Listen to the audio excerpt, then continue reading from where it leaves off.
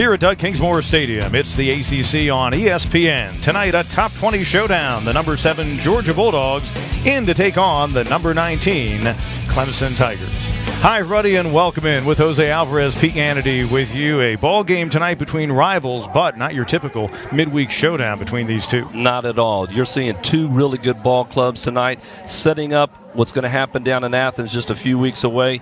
Both teams are ready to play. They've got good, strong ball clubs, and we're going to see a good game. Now let's talk about a couple of infielders on either side. L.J. Talley came back for his senior season with the Dogs, and it's worked out quite well for him. He's among the SEC batting leaders. Well, number 9 in the SEC, kid's hitting .370, and that's not a fluke. He's 100 at-bats into this, and along with Shunk, Shepard, these guys are going to make a solid part of this infield. Grayson Bird comes off a week in which he received ACC Player of the Week honors, a great series this past weekend up in Blacksburg against Virginia Tech. Well, when you hit for the cycle in a 3-game series, you've done a lot. He's hitting .327 for the season. Started off a little slow this year, got out of the box slow, but look what he's done. Clemson is really scoring runs. They outscored Virginia Tech 32-14. We're going to see a good matchup, and you can see ACC Player of the Week. Congratulations to Mr. Grayson Bird. Give you the starting lineup first for the Georgia Bulldogs. Cam Shepard, their shortstop, leads things off. Riley King, he was their right fielder, but they've moved him to left field over the past few games. He bats second. Aaron Shunk, as good of a relief pitcher as he is a third baseman, hits third. Talley, who we talked about in the cleanup role. John Cable, a transfer in from the University of New Orleans, is their DH. And you see how it rounds out their lineup with Tate, Rogers, Marshall, and Maxwell. Defensively for the Tigers, Sam Hall's been moving from second to left field. He's back in left with Teodosio in center, Mikowski in right. Infield, Burr, Davidson, Green, and Briar Hawkins at first. Kyle Wilkie is the catcher, and Brooks Crawford making his third start since coming back from an injury suffered in early March. And the right-hander rounding into form. Monty Lee says he's at about 95%. Well, he's a strike master, Pete. One walk against 18 strikeouts, and this kid can fill up the strike zone as he just did starting off the ball game. First pitch by Shepard fouled away. Game starting at 6:03 p.m. Crawford, his 6th start of the year, his 7th appearance. He missed about 3 weeks of action after suffering an injury in that start on the first Friday in March against South Carolina. A native of the state of Georgia, you obviously have several Tigers who come from the Peach State. It's the 2nd career appearance for Crawford against the Bulldogs, his first since he pitched 2 2/3 innings against them back in his freshman year of 2016. Didn't get a decision in that ball game, and against the Dogs team of the 16 campaign, he allowed a hit and a couple of unearned runs, struck out 2 and walked 1. 2-1 pitch, and the count evens at 2-2. Shepard actually talked his head coach Scott Strickland moving into the leadoff role. Well, good fastball here in the inner part of the plate. Hitter pulled off a little bit. Shepard trying to yank one. Crawford 18 strikeouts on the season. Davidson plays the second hop, and it's out number 1. Well, you're hitting it to the wrong man if you hit it to Davidson at shortstop. He's fielding the ball very well. Big league arm. Makes it look pretty routine. Logan Davidson, the Clemson shortstop, one of the few Tigers in the starting lineup who's not from the state of Georgia. He hails from Charlotte, North Carolina, where he got a game in his hometown last week when the Tigers knocked off Charlotte in the downtown BB&T ballpark. King, the left fielder, swinging and missing at the first offering, .318 in the season. One of several Bulldogs who come into this game with 4 homers on the year.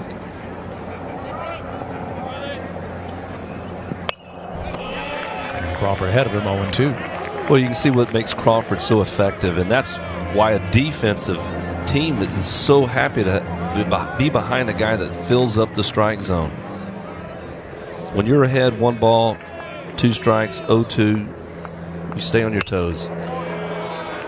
Right field, it'll fall in for the game's first hit. A 1-out base runner for King, who didn't face the Tigers in the 2 games between Clemson and the Bulldogs a year ago.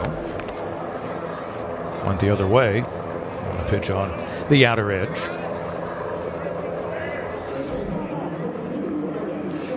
Georgia team that has run pretty efficiently this year, to say the least. 33 out of 37 in stolen bases. King at first, 3 out of 5. Here's Shunk, their junior third baseman. We noted as good of a pitcher. He's among the national leaders in saves coming in with 9, so we could see him in a different role later in this game, depending on how things play out. And from the stretch, Crawford delivers ball 1. Well, defensively, the Tigers are setting up pretty much straight away. Davidson, Green in your standard double play depth. Wind blowing from center to right, and clear blue skies, Pete, something we haven't seen a lot of, but is much more welcome. Count evens at 1-1. Shunk was 2 for 6 with a triple, a couple of sacrifice flies, and 4 batted in against the Tigers in the ball games in 2018. One of those was played in Athens. The home game for Clemson was played down at North Augusta at the South Atlantic League team's ballpark there, a new one. And the Tigers, Monty Lee has a philosophy of trying to get his team out around the state, so really neat idea. And of course, obviously close enough for the Georgia fans, either in Athens or the Augusta area, to make the short trek over. Well, do you think they could have played it next week down there? You know, there's not much going on in Augusta next week. Parking might be an issue, as well as lodging.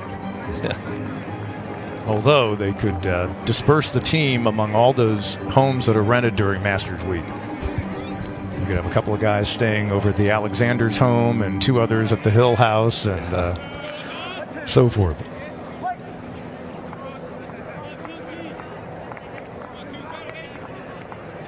King the lead at first. Shunk awaiting the 1-2 pitch, and he'll do it again. Georgia coming in after taking 2 out of 3 on the road up at Kentucky, a series they played between Thursday and Saturday. Got to deal with some chilly weather up there.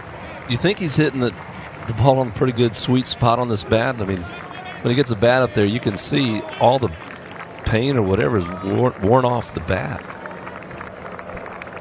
Again, the 1-2. Left field. Hall drifting back at the hill, the wall, and it's out of here. A home run, a 2-run shot off the bat of Aaron Shunk, his 5th home run of the season. Give him 23 RBIs, and just like that, the Bulldogs break on top, 2-0. Well, it really didn't look like a bad pitch that Brooks threw.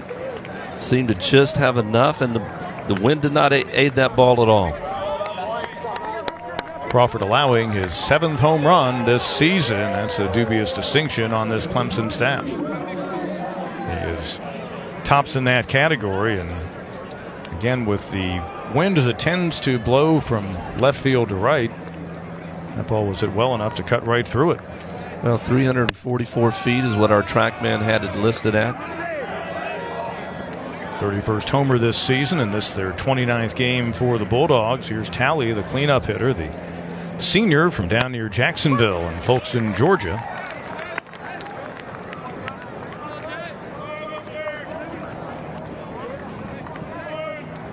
Over 5 against the Tigers last season. A preseason all-SEC selection, and a guy who has really taken advantage of coming back for that 4th year in their program in terms of building his resume. Well, as Crawford's throwing, you know that Coach Lee is really excited about seeing him get some good quality innings. They're going to be counting on him as the season progresses and being a weekend starter.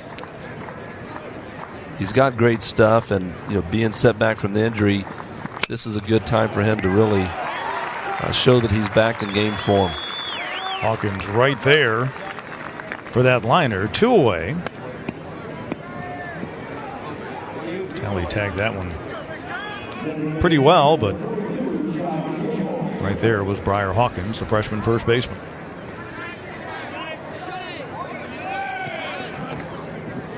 Good placement by the Tigers defensively.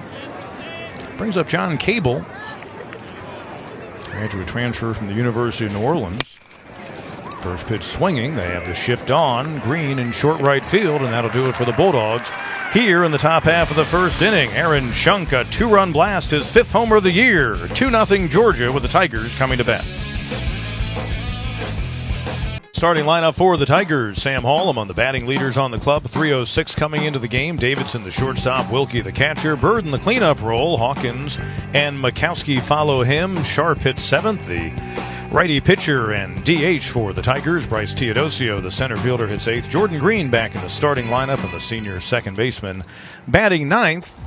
Georgia Bulldogs, a team coming in doing a lot of things well, including playing in the field. King, the left fielder, Maxwell, the center fielder, Tates in right, Shunk, Shepard, Talley, and Cable around the infield. Behind the plate is Shane Marshall, and on the hill, Tim Elliott, the junior right-hander out of Loganville, Georgia.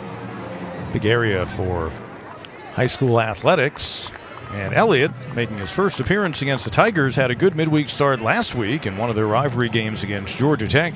Came away with a no decision, worked 4 1/3 innings. So far on the season, a 0.66 ERA. He doesn't have enough innings pitched to qualify for their team lead, but he is a guy who's probably good enough, like Crawford is, to pitch in a weekend rotation. Well, absolutely. I mean, he's got 27 innings in, and while that may not be a lot of innings, when you've got a 0.66, you're doing something right, and you can look at why. He's got 29 strikeouts, so he's striking out more than one batter per inning. Sam Hall did not face the Bulldogs a year ago. The Tigers sophomore out of Hampstead, North Carolina, with Clemson down 2-0 after that Shunk 2-run homer.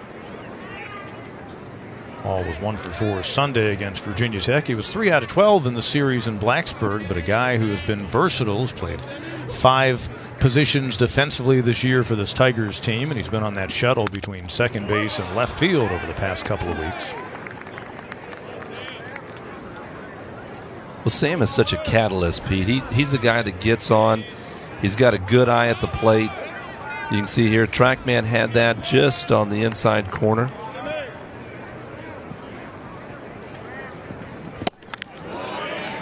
Swing and a miss on the 1-1 pitch, so Elliott ahead in the count. It took a little bit off this pitch. Elliott 29 strikeouts in those 27 1/3 coming in. Opponents hitting just 132 against him, and he threw 94 pitches last week. His head coach with his team, playing the first of 5 games in a 6-day span, is hoping he can get a little bit over 100 pitches out of him tonight. He says don't be surprised if you see him out there in the 6th inning, maybe beyond. Well, I was talking with the Georgia coach, pitching coach, and he was saying we're pretty vanilla. I mean, we just really have good pitching and good defense and some timely hitting.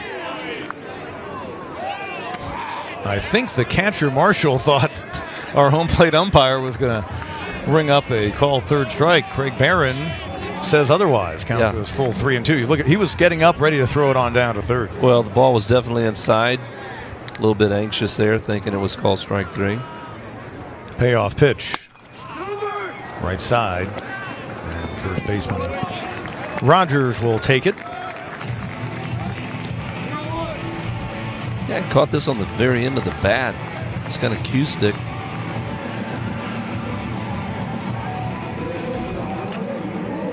Three unassisted on the putout. Logan Davidson managed just 1 hit and 7 at-bats against the Dogs in the 2 games a year ago, but that was a home run. He'll lift on the left side against the right-hander Elliott. And a big shift here, Pete. I don't know if you saw the Braves' opening series against Philly, but you can see the shift here.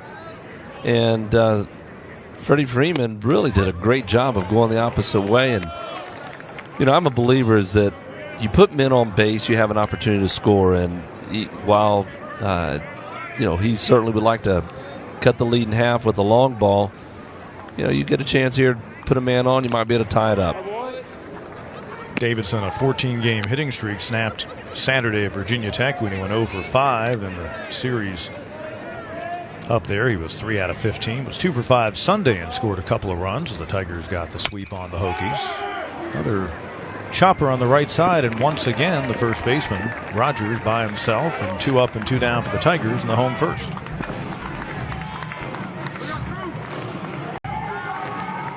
Yeah, not hit the way that Logan has been accustomed to squaring up on balls, and that just attributes to good pitching. Good pitching beats good hitting most of the time. Kyle Wilkie in the third hole, the Tigers catcher. Made an adjustment last week before the game in Charlotte. Had already been picking up the pace at the plate, but has been lights out since then. Well, I'm just a little bit surprised. I know he's got some pop in his bat, and he started off a little slow with a thumb injury. But I just believe that Kyle has got a few home runs under his belt that are waiting to pop out anytime. Yet to homer this season. And he strung through the pitch, 1-1 the count. Skied on the right side. Second baseman calling for it and putting it away is Talley for out number 3. 3 up and 3 down for the Tigers here in the home first. Head of the second in a 2-0 game.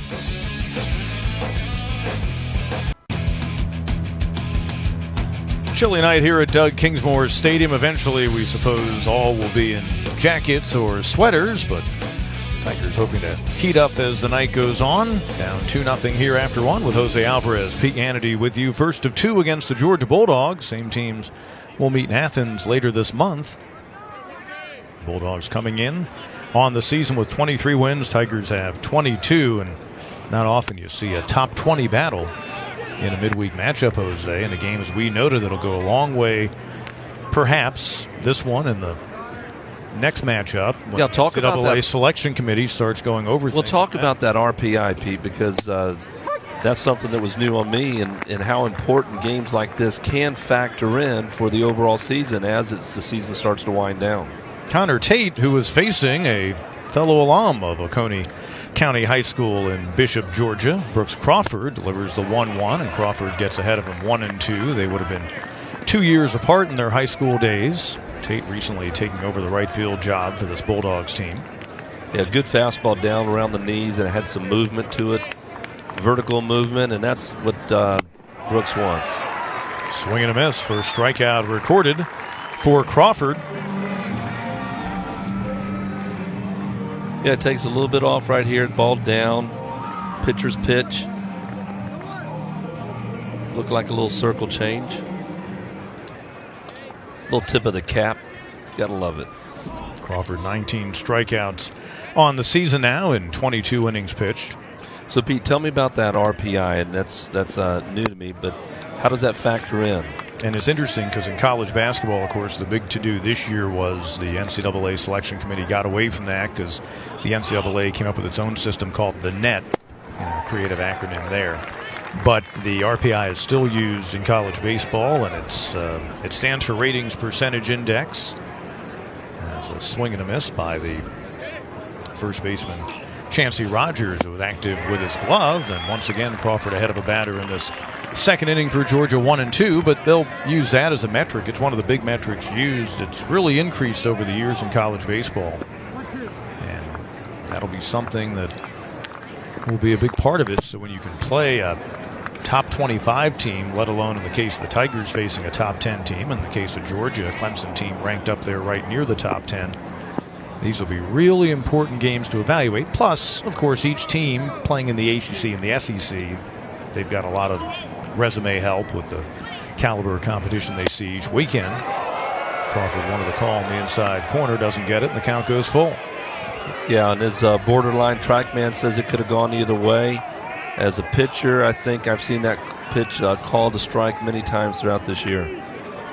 Rogers redshirted a year ago out of Ringgold, Georgia, just outside of Chattanooga, Tennessee. Not the first time you're going to hear that town mentioned on the telecast today. And he draws the one-out walk. Well, TrackMan, if TrackMan's accurate, which he is most of the time, he struck him out twice. That pitch was at the top of the zone, and sometimes an umpire will flinch a little bit. Here's Shane Marshall, their true freshman catcher out of Naples, Florida. 267 on the season. And you see the on-base percentage up near 400.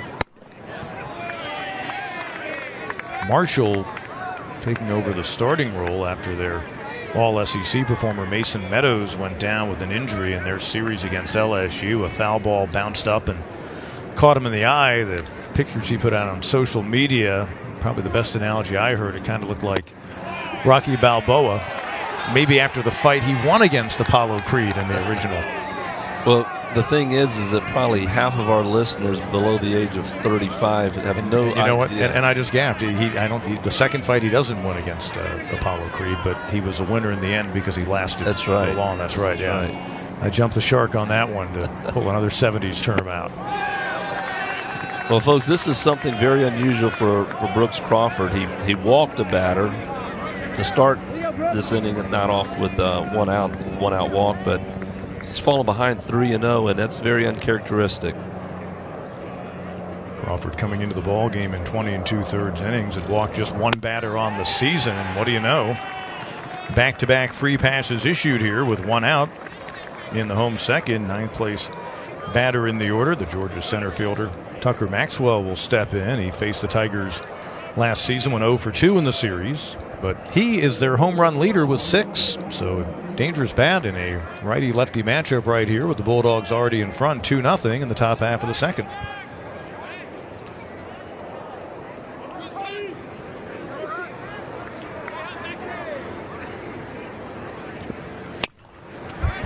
Little Nubber charging his Bird. One play to first. Nice dig by Hawkins. If he didn't get the bag, he got him on the tag going by, and it's 2 away. Runners move up, so second and third now, but that's a big second out for Crawford and the Tigers here in inning number 2. Well, it really is, because the ball was kind of nubbed off the end of the bat, as you can see here on this replay. Hits it on the very end of the bat, had a little bit of spin. Grayson comes in, makes a play, and a great job there digging it out by Hawkins, because that runner was bearing down on it pretty good.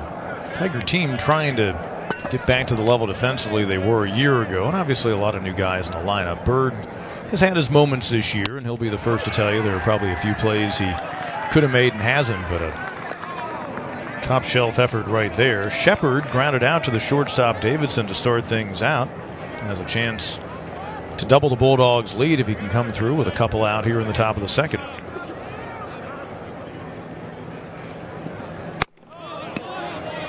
Count even at 1-1 against the Duluth, Georgia native. Played at Peace Ridge High School. See, a lot of these Bulldogs and Tigers, not only from the Atlanta area, maybe they didn't go to the same high school together, but they certainly faced each other and probably were on a lot of summer teams, travel teams together growing up. That'll get foul, and Crawford ahead in the count 1-2. So that kind of even adds to the rivalry, not only the schools that are 80 to 90 miles apart, but then add in the fact that these guys have known each other for a long time. Well, I mentioned that when Clemson played South Carolina, many of those guys have played against each other, travel baseball, some in high school, and it's kind of fun actually playing against guys that you know, because there is a little bit of off-season rivalry, and, well, what a good fastball right there on the outer part of the plate. 2 strikeouts in the inning. Big one right there. Bulldogs leave him stranded at second and third as Brooks Crawford coming through and getting Cam Shepard, the Georgia shortstop, looking to end things in the top of the second. Bulldogs up 2-0. Head to the bottom of the second, Aaron Shunk of Georgia. 2-run homer in the first. That's the difference so far. First ball game here at Doug Kingsmore Stadium in a couple of weeks. First in the month of April. So that guy and his bigger friend have been missing the action. Happy to be back with the fans. Chilly night, but a beautiful day, although we actually had some snow flurries around the upstate of South Carolina this morning. I didn't know that. April 2nd, yes indeed. I was playing golf at the Cliffs Valley for a nice little tournament, and it was pretty chilly at the beginning. Yeah, there were some snow flurries seen. Folks are wondering, wow, snow in April, but it can happen. I once saw a couple of flurries on a May 9th in the upstate of South Carolina. It was an awful cool day. Here's a guy who's been red hot, Grayson Bird, the reigning ACC Player of the Week, the Tigers' third baseman. Well, a little respect there, starting off with the breaking pitch. Skied to center. Maxwell. And it's out number 1.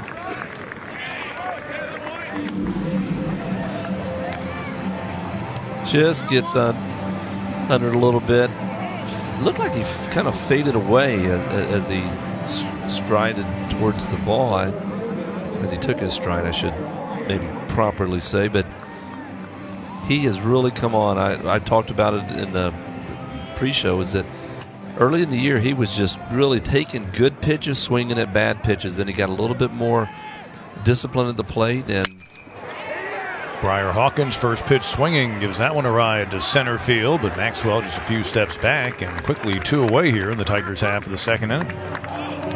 Well, there were so many people that predicted that Clemson was going to not hit home runs as they did last year, that they were going to drop off when the Tigers hit 98 home runs. But it started off with a bang, and there's some guys that got a lot of pop in this team.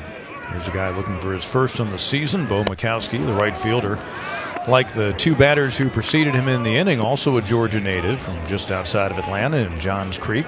Well, he didn't start off the season really much in the lineup, but he's hit his way into this lineup.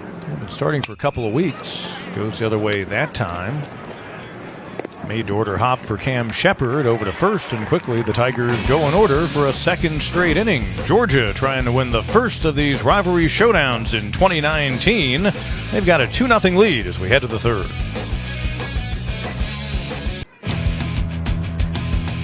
That little fellow there in the blue was just wearing his sweatshirt, but he's like, come on, 50-degree temperatures, piece of cake. We'll see how he's doing in about an hour and a half. Maybe Mom will hide the sweatshirt and try to teach him a lesson. Cheerleader's having a little hard time getting her shirt ready there. Yeah. Top of the third, Riley King, who singled ahead of that 2-run homer by Shunk in the first. Third-year sophomore out of Lawrenceville. And he skies the 1-0 pitch out of play. Yeah, I would call that an aluminum bat hit, his first at bat. Just kind of really got jammed and just kind of dunked it over into shallow right field. King 2 out of 6 with a homer and a run batted in their series against Kentucky, and that time climbing the ladder, Jordan Green for out number 1. Well, put him down as a coach's positioned out right there. Perfectly placed, Jordan Green. We've seen a couple of those out of Green in the past 2 weeks in games that have been played here at Doug Kingsmore. Made a nice defensive play, I want to say, in one of the ball games against Notre Dame.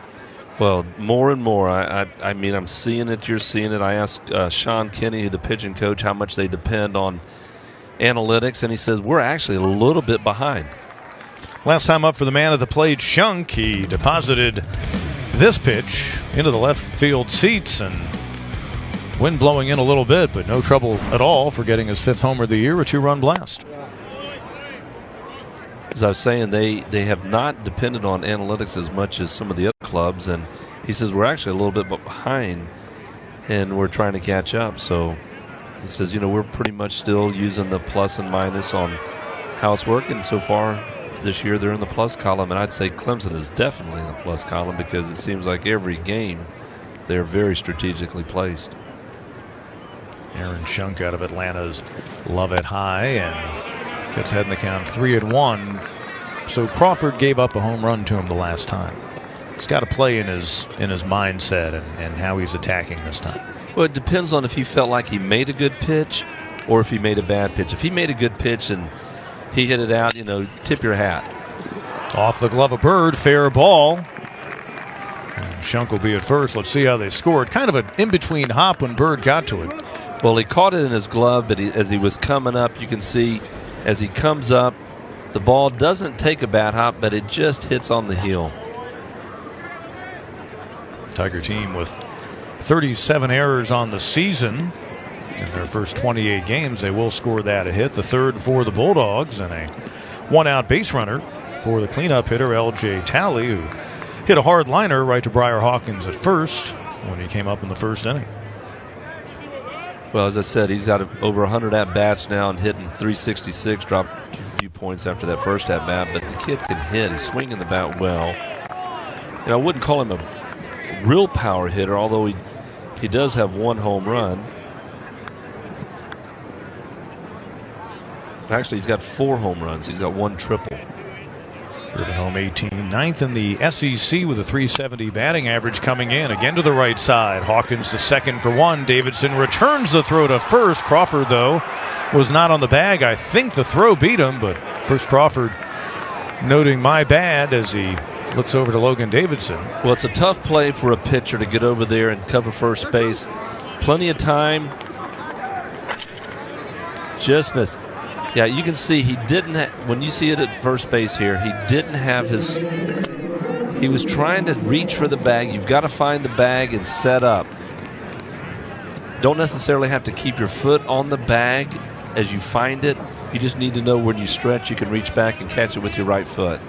3-6 on the putout, so it's Talley now at first, but with 2 away. And Crawford will chase him back. L.J. Talley, 3 out of 3 on stolen bases this season. And this is a good time to run. You've got 2 outs, a guy that can run pretty well. Cable, the DH, grounded out to Green, who was positioned in short right field his first time up. This one, little comebacker. Crawford will not let that moment ago come back to haunt. We're going to visit with Scott Strickland, the head coach of the Georgia Bulldogs, when we return to Doug Kingsmore. 2-0, middle of the third. Scott Strickland, head coach of the Georgia Bulldogs. Good of you to join us, Coach. A team that won 39 a year ago. You made your regional final, and it looks like just that next big step has taken place this year so far with the 23 wins. Yeah, we played pretty well. Certainly on the weekends, we pitched it extremely well. Timmy Elliott's been awfully good for us on Tuesdays, too. But a lot of pitching and defense for us and getting some timely hits. Coach Jose Alvarez here, and I spoke with Sean Kinney prior to the game, and he said, you know, we're just kind of a vanilla team. We play good defense. We have good pitching, timely hitting. What have you preached to your kids about, you know, staying in the ball game and not, you know, having to have the big 3-run homer all the time? Well, just, again, pitching and defense is going to win a lot of baseball games, and our guys have confidence on the mound to throw the ball in there, and they know that our defense is going to make plays. So, you know, bottom line is you can win a lot of games by throwing strikes and playing defense, and that's what this team's done. Well, a 2.85 team ERA. You're among the top 10 in the nation in that category, at least the most recent stats had you there. Coach, good luck the rest of the way. And if you keep pitching like this, you're going to be playing a long time into June. Okay, thanks, guys. Scott Strickland, the 6-year head coach of the Bulldogs. As noted, prior to that, he was at Kent State, where he also played, and then had a very impressive performance as a head coach at that MAC school. Davis Sharp for the Tigers starts things out in the home third. 6 up and 6 down so far for Tim Elliott, the right-hander. Junior out of Loganville, Georgia, on the hill for the Bulldogs, and he gets ahead here 0-1. Well, you know, Sharp started with such a bang this year. Pretty exciting for a freshman to come in and do what he's done, not only offensively but defensively, and he doesn't get cheated up there. I mean, he's not intimidated by anybody, and I like to see that in a kid.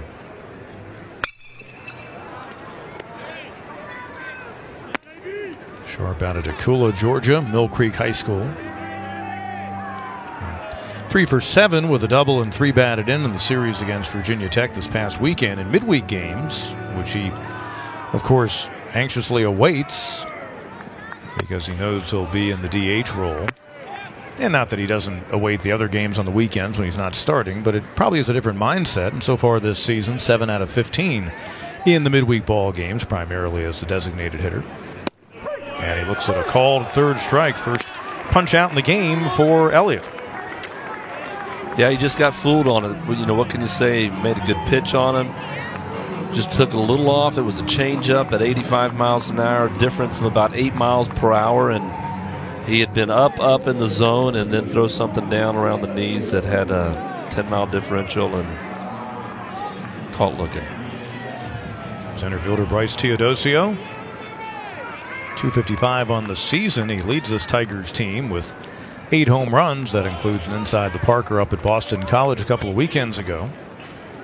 Well, he can run. I mean, it's like watching a gazelle out there. He's got the long legs, they're strong, and it is fun to watch him run the bases. Covers about as much ground as any center fielder in the country, certainly in the ACC. Count evens at 1-1. Teodosio did not face Georgia pitching in either of the 2 meetings a year ago. Thought about it, lays off, gets ahead in the count. 2-1 on the season, trying to pick up the on-base percentage, and would do that by way of the walk. Just 3 walks so far for the center fielder. This guy's in that direction. The right fielder coming over and squeezing it for out number 2 is Connor Tate. 8 up and 8 down now for the starter Elliott of Georgia.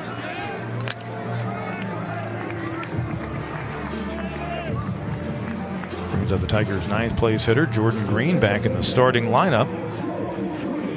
Homered in that ball game in North Augusta between these two teams a year ago. He was 1 out of 7 in the 2 meetings against the Bulldogs.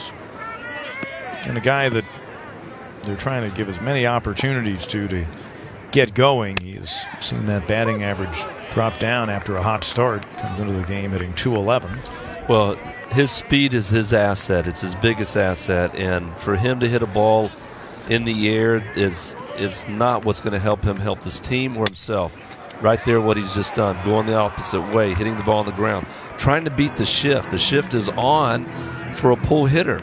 So I like what I just saw there of him reaching out, trying to drive it towards the right side of the field. Just foul on the right side. Yeah, that line drive should be about as high as he wants to hit a ball. Occasionally he'll get turned into one and launch it over the left field wall, but his biggest asset is going to be hit the ball on the ground and run. 0-2 pitch.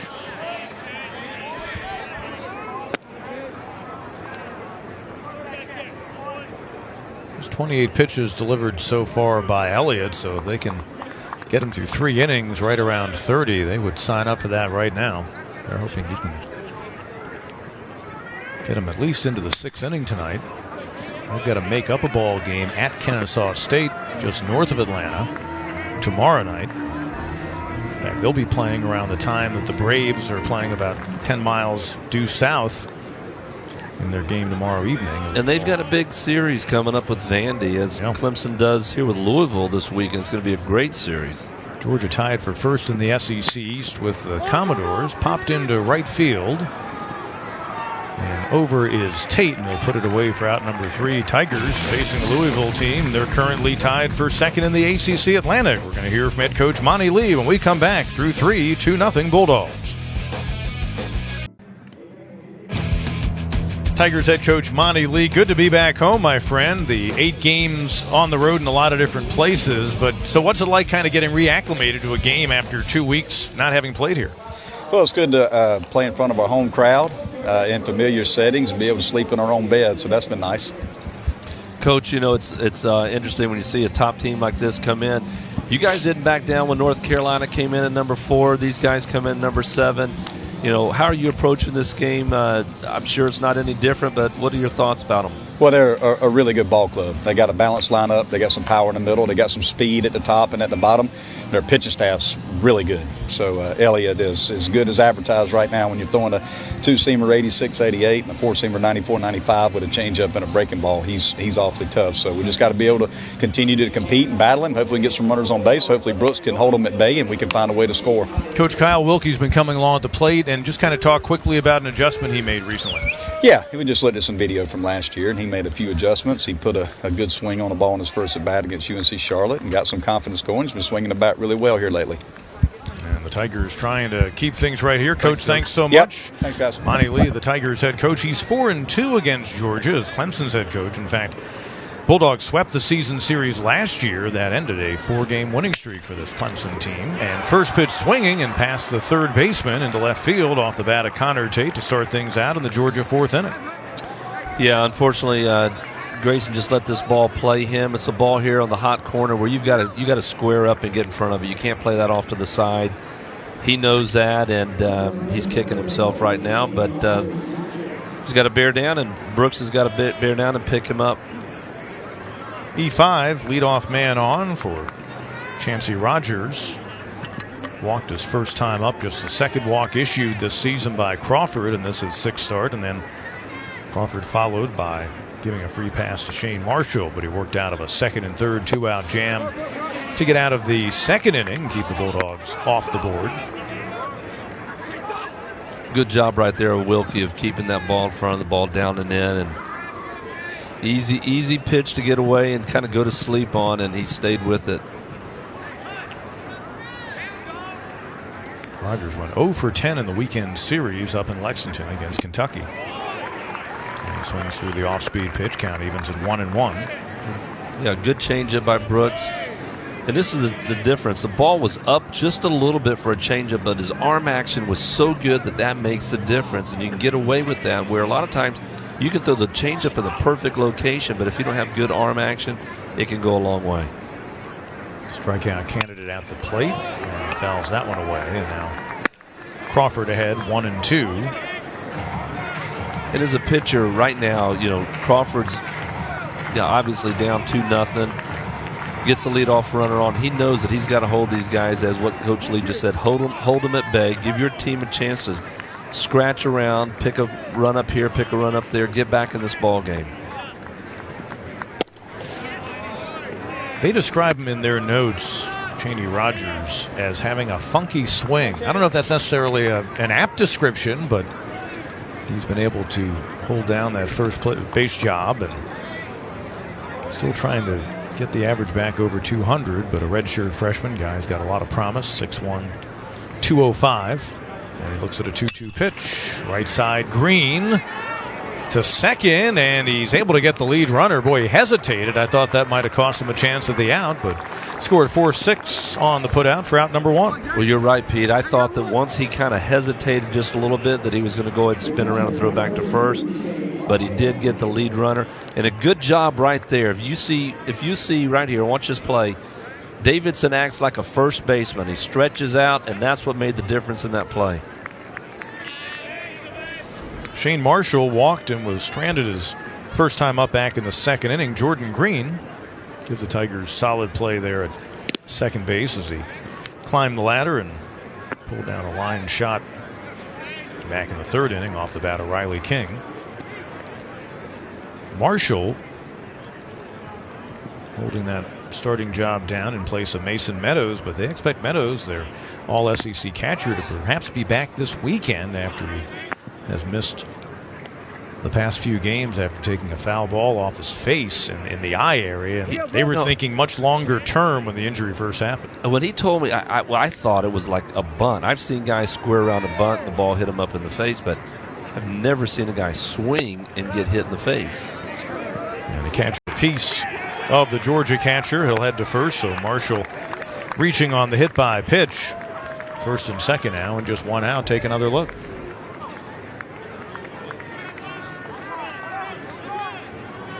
Wow. Third batter this season that Crawford has hit. Well, I don't know that ball hit him.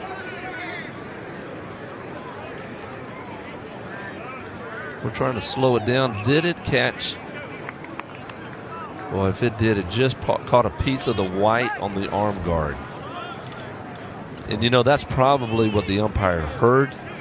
I doubt he could have seen it. I mean, even in slow motion right there, that great job of our camera crew, I didn't see it get hit.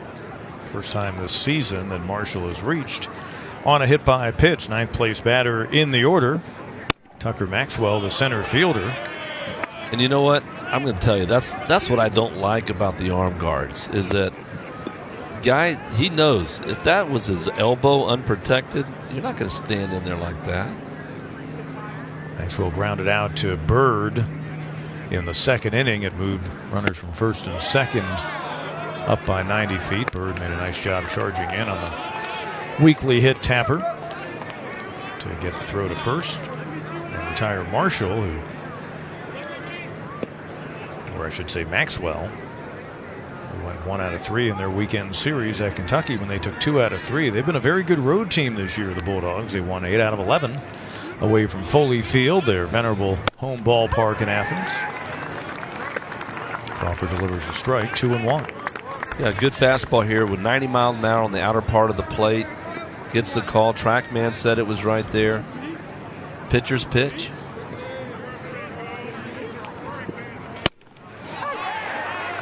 Count evens at 2-2. Crawford trying to again work out of a situation with men on base and less than 2 outs.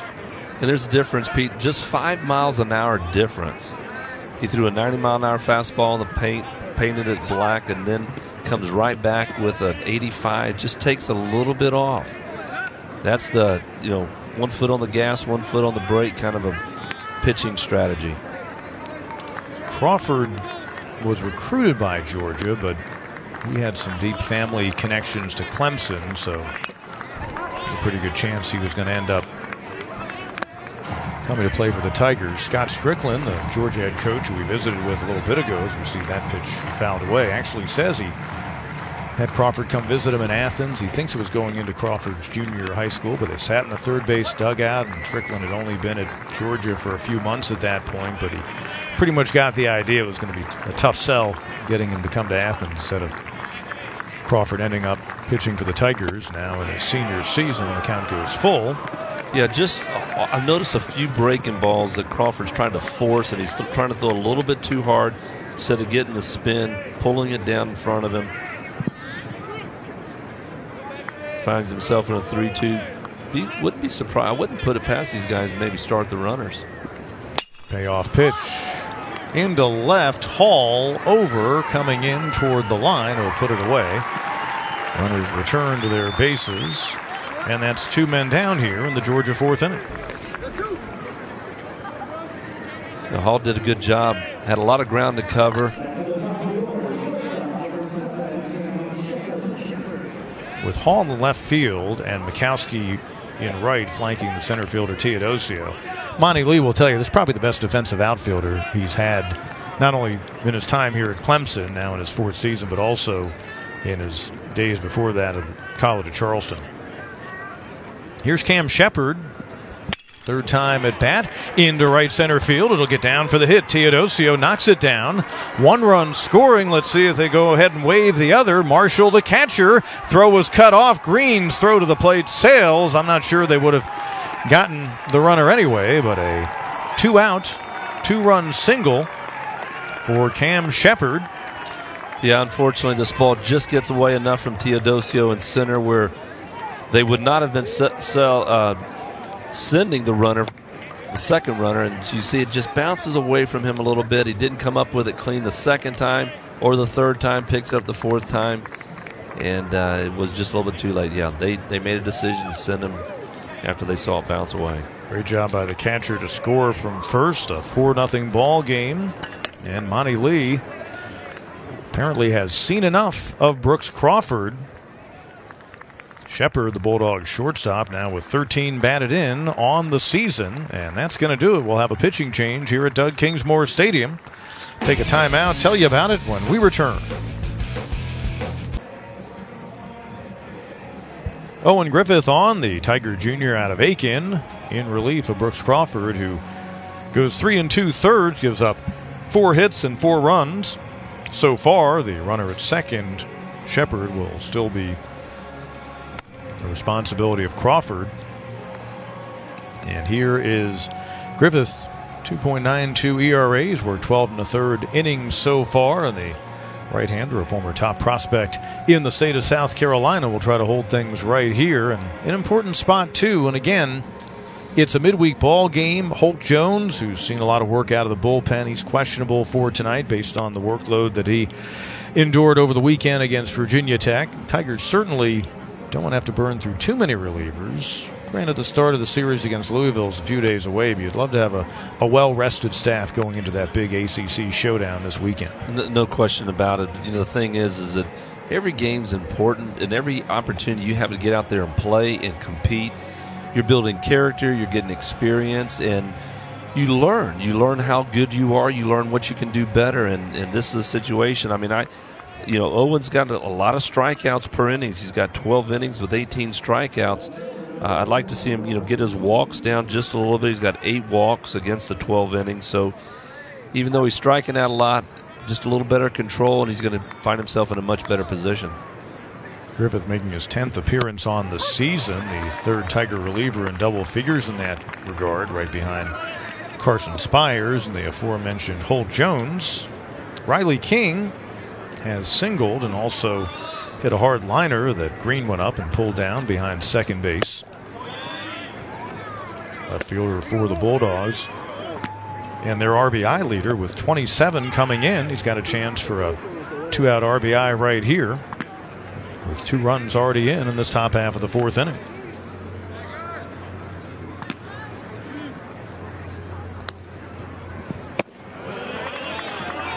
Well, he's let him off with 3 breaking pitches. The first one he threw really had good stuff on it.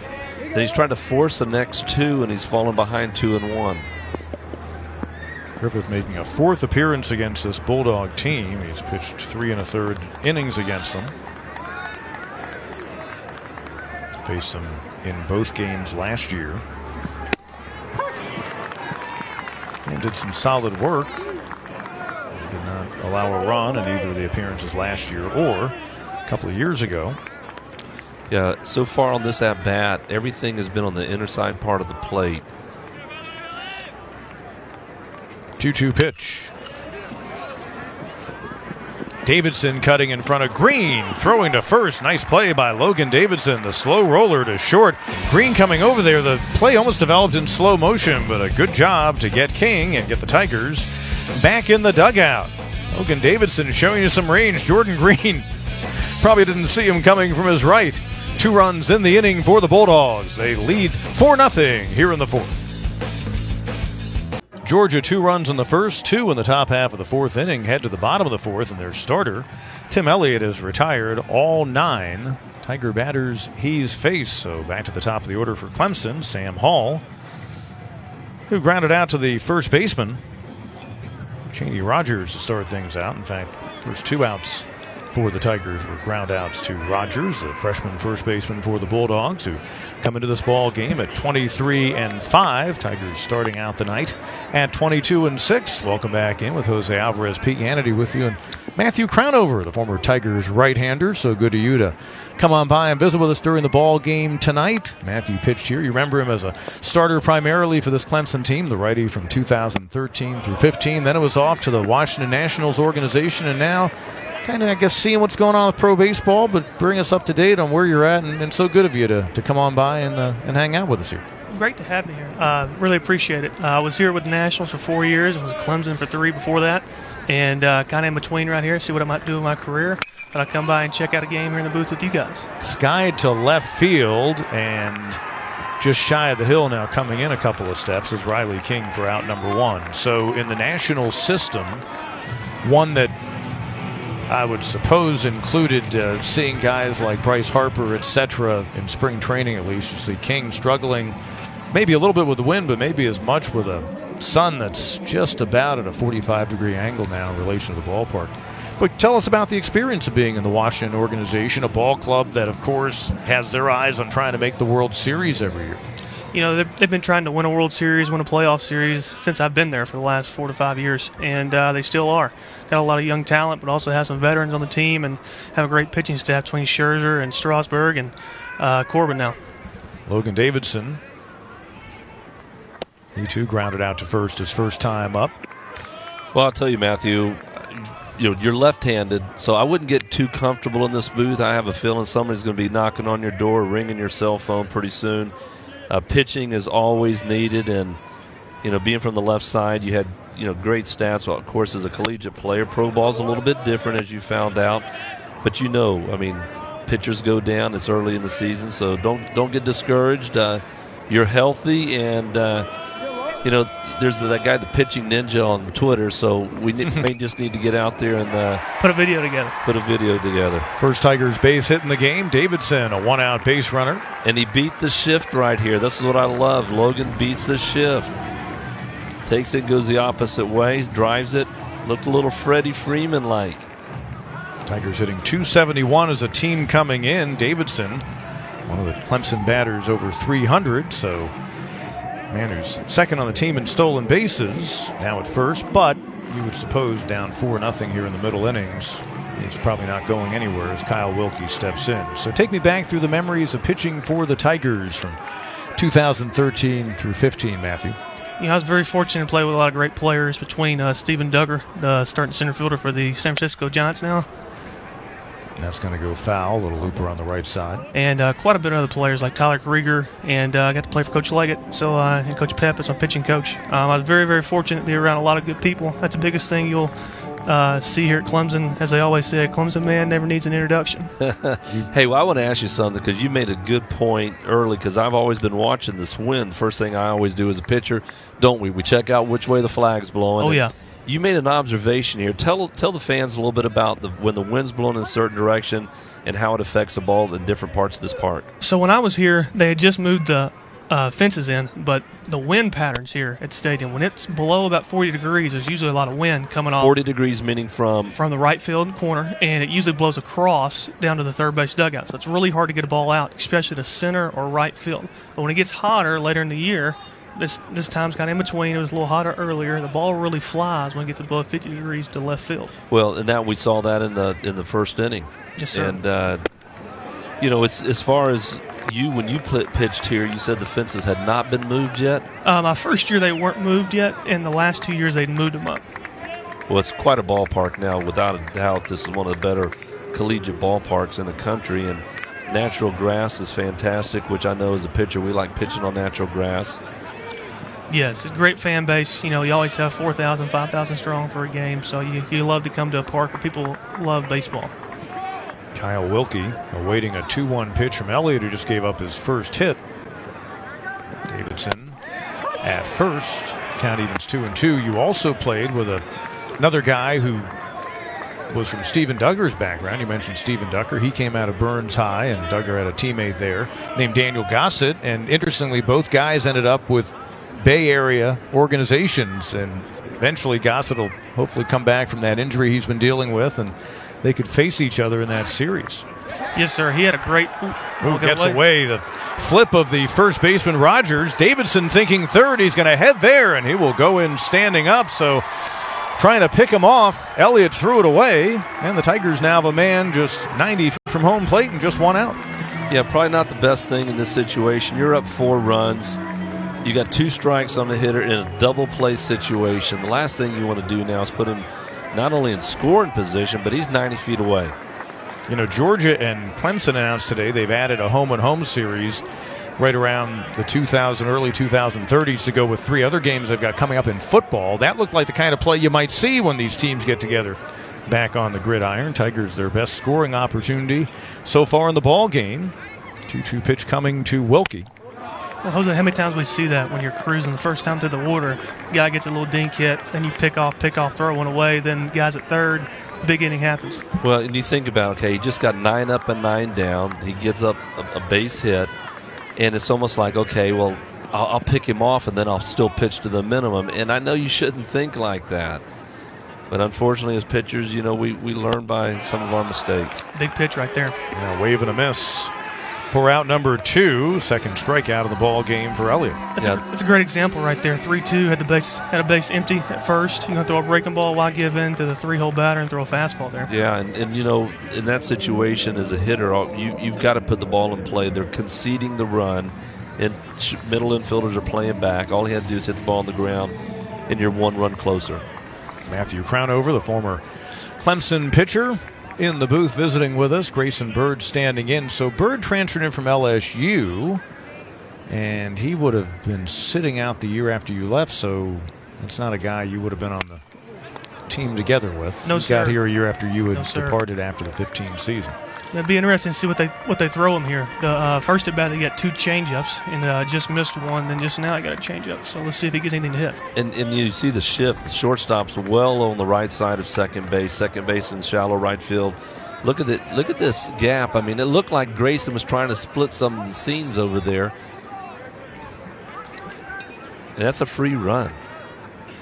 Chance for a 2-out RBI for Bird, but he falls behind here 0-2. Fooled him right there. He's looking for a changeup. And that time, just catches the outer edge.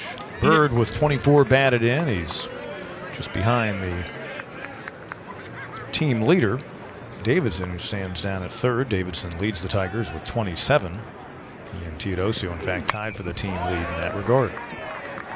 What do you think about this shift here with 2 strikes? I mean, I know that Grayson, he's just trying to protect the plate and put bat on ball, but look where now the third baseman has moved from right here to all the way in the shortstop position.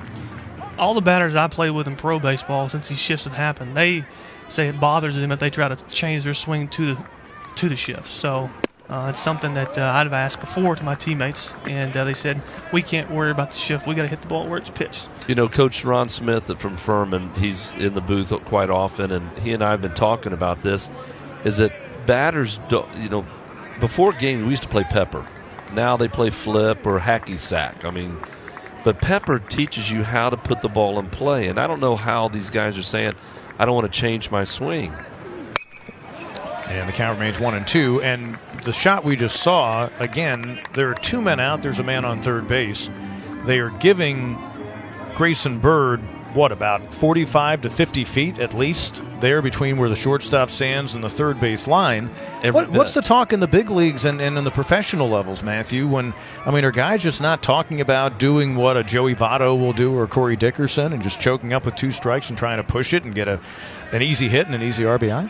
It sounds easy, but a great pitch right there. And Elliott made it look easy, working out of the jam and leaving the Tiger runner Davidson stranded at third. Back-to-back strikeouts to close things out in the Tigers' half of the fourth. Bird unable to catch up with it. 3 Ks in the game for the Georgia starter. He has a 4-0 lead as we head to the 5th.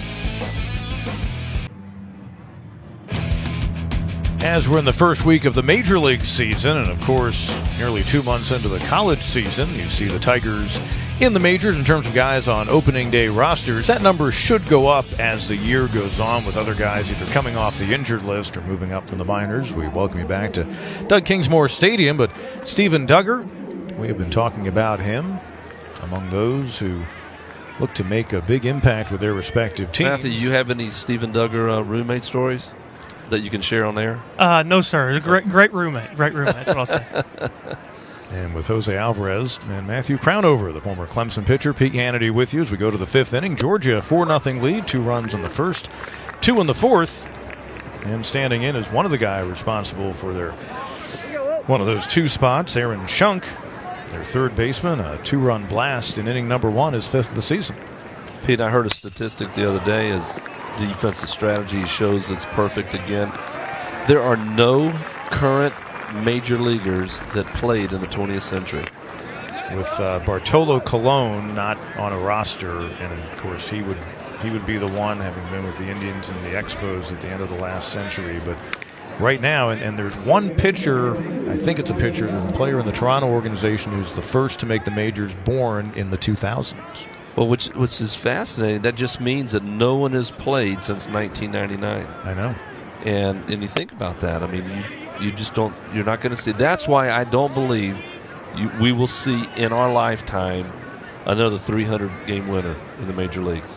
For a number of reasons, especially when you consider all the changes that go on in terms of how bullpens are used. Hall in left field, and quickly 2 up and 2 down for Owen Griffith on in his second inning of relief of the starter Brooks Crawford, who was chased after 3 2/3 and allowed the 4 Georgia runs.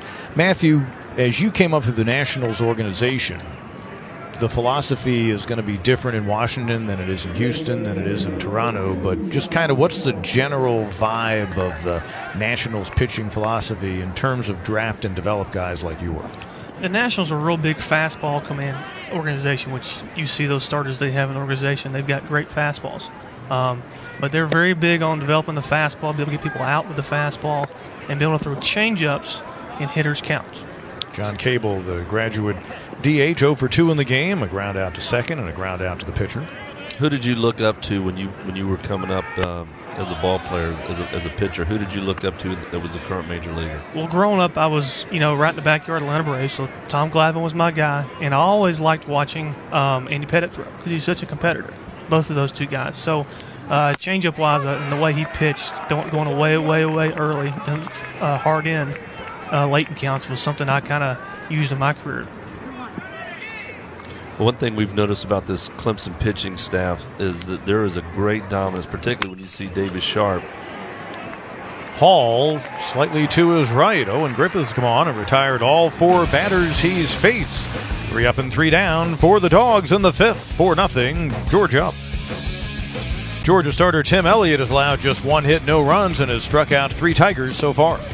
Matthew, I see him just staying in great command with his off-speed pitch, but getting ahead. Yes, he's cruised the first 3 innings. Then we needed to make a pitch last inning. He located a 95-mile fastball outside corner, really making some pitches when he needs to. And with Jose Alvarez and Matthew Crownover, Pete Hannity with you back at Doug Kingsmore Stadium. Bottom of the fifth, Tigers trying to go back to work after Owen Griffith got the Bulldogs to go in order in the top half of this inning. First time of the game, the side has been retired 1-2-3 by a Tigers pitcher. Clemson went 10 up and 10 down before the Davidson one-out hit in the fourth inning. Here's Briar Hawkins working on a 7-game hitting streak, currently the longest in the Tigers lineup. First pitch swinging, center field. Chasing back the center fielder Maxwell just shy of the hill. He puts it away for out number 1. Yeah, the ball just didn't seem to carry much at all. And of course, hit it to the deepest part of the ballpark. Now, is that the area you're saying it's tough to hit out at this point in time? Because the flags are blowing kind of almost like from third base to first base. Yes, it's starting to, the sun's starting to come down now. The wind's starting to, blow back in instead of blowing out the left center. But give Elliott a lot of credit, though. He's throwing the ball in there, and the Tigers are swinging early. And, haven't been able to put any great swings on it yet, but a lot of early contacts. Keeping the pitch count down.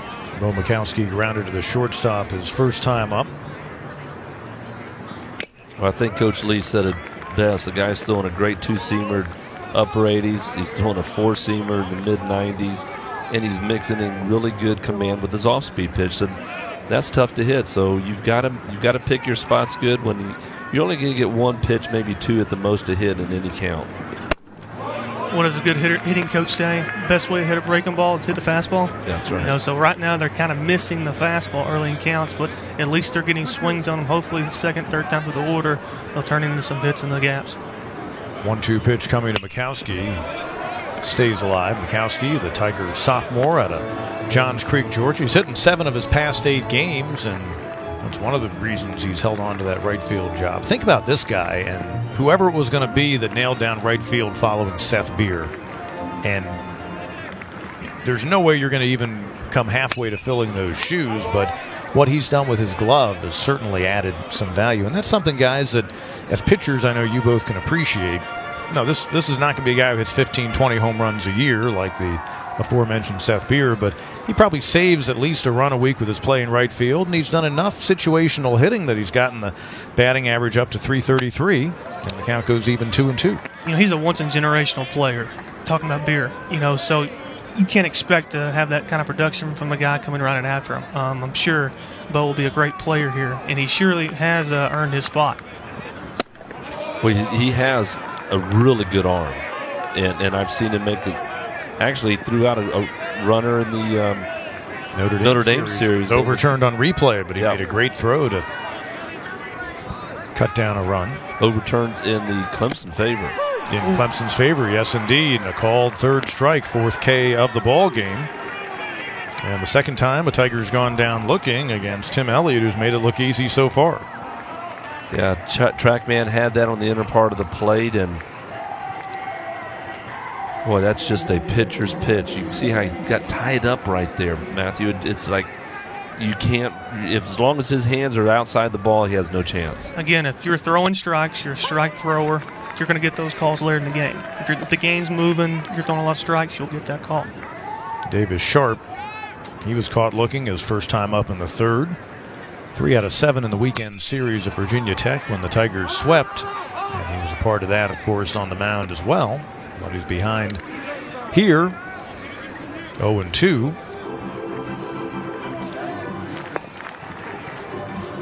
Tiger team that's been sent down 4 times so far on strikes. They came into the ball game having struck out 239 times in their first 28 games.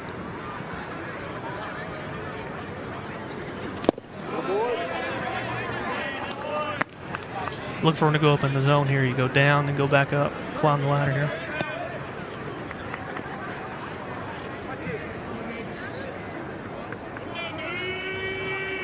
One-two. Left field. Back on it is King. He looks up and out of here. Davis Sharp delivering a ball that didn't look like it was hit all that well. Might have been in on him a bit, but he's able to hit his 3rd home run of the season. Gets the Tigers on the board, and it's 4-1. Well, Matthew, you called it. I mean, he was looking. Matt, this ball looks, and I hope we get a chance to see it replay, but the ball did not look like it was up. I think the ball stayed down. It looked like he might have tried to throw an off-speed pitch. No, that ball was about middle of the thigh. Cut too much of the plate there. Yeah. Got to be able to get his hands through, get the barrel to it. If you're going to throw one like that down the zone, got to get a little bit off the plate or on the corner there. But that's a nitpicky. You know, we've been out there before. He's thrown a great game. Made one mistake. Luckily, though, one-run home runs don't beat you. First home run given up this season by Elliott, so the third homer of the year. And now 15 RBIs for Sharp. Here's Teodosio, the Tigers' top home run hitter with 8 long balls on the season. And he looks at ball 1. So Clemson, just the second hit of the game. And I think Teodosio is just a good low ball hitter. I think where you get him out is about middle of the strike zone, upper part, anything above the belt. Unless it's that, mid-80 pitch, he'll hit that one. But when you're throwing 92, 93 up in the zone here, he's having a hard time. But down, he'll hit it a mile. Bulldogs pitchers have now allowed 21 homers on the season. 17 of those have come without runners on base, so it tells you how effective their staff has been. And this guy Elliott, again, good enough that he could probably pitch in a lot of weekend rotation, but that's just how talented they are. This guy to left field, King, able to camp under it about halfway up the hill and put it away. That ball was hit, I thought, with about the same thump that Sharp's was, but Sharp got out of the park for the first Tigers run. We played 5 here at Doug Kingsmore Stadium, 4-1 Bulldogs. Top of the 6th, 4-1 Georgia. Tigers getting on the board in the bottom half of inning number 5. A tale of 2 fly balls, one off the bat of Davis Sharp, the other off the bat of Bryce Teodosio, both to left field. Well, they say sometimes pitchers provide the power, and he did right here. Elliott serves up a 91-mile-an-hour fastball, comes back with an 82-mile-an-hour changeup that Teodosio catches on the end of the bat. Matthew, you see the difference. Just missed it. The second one just missed off the end, and difference in hitting 300 feet and 310. And as a result, Tigers retired in the inning. Matthew Crownover, Jose Alvarez, Pete Hannity back with you. Matthew coming on board with us for the first time this season, so good to have you here. Now, you were with the Nationals. Things happen in baseball. You're now waiting to see if there's another team out there for you. Yes, sir. So hopefully within the next couple of weeks, as minor league season gets ramped up, maybe there'll be an opportunity to come. But there's been a lot of people in baseball that's got released from other teams and been getting picked up. And keep that arm in shape, baby. Right. Throwing bat and practice. You said your dad's a high school coach? Yes. So I've been able to stay in shape back at home in Ringgold, and hopefully somebody calls. This guy right here can tell you about moving around from team to team during his long career. Well, you can't see her in the booth, but my wife is actually in the booth right here, and she knows about moving. So great fan attendance here tonight, and look at the average fans per game. Wow. Tigers pushing 5,000. Matthew, I know that's one of the things you really appreciated when you played here for Clemson. These home games at Doug Kingsmore Stadium, always a lot of energy, a lot of atmosphere in the ballpark. Oh, yeah. I mean, the Cajun Cafe, all the season ticket holders around first and third base, I mean, they're here every game. So it's just something that, as a recruit, you want when you come to watch a game and want to play for. Connor Tate, the Georgia right fielder, struck out his first time up against Crawford. And the grounder to Davidson here in the 6th inning for out number 1. He's 0 for 3. He did reach on an error back in the 4th inning. Well, it's always nice when they drag the infield, and Logan's appreciative there of the nice, perfectly groomed infield. Were you a fan of the Cajun Cafe, Matthew? I was. It's a pretty neat tradition when you play the alma mater, then you wave to them, and there's some of the most loyal fans out there. I still haven't got the free hamburger yet. So Did you get hungry sitting in the dugout, or I guess at times maybe you were in that right field bullpen and the smell would come wafting in from whatever they were cooking? Oh, man, especially on those cold nights early in the year in February. I mean, you're thinking of anything to stay warm. Smell that barbecue, you want some. Cheney Rogers, first baseman, looks at ball 2 from Owen Griffith, who came on in relief of the starter Brooks Crawford in the 4th inning, and he has since retired all 5 batters he's faced. Rogers in the game has walked and reached on a hit by pitch. Backhanded by Green. Turns and throws. Hawkins went up, came off the bag. You see how they score that. It'll be a second error in the ball game of the Tigers. An E4 charge to the second baseman Green. Yeah, he had time to get him. He made a good backhand play. Plants and just threw it a little bit too high.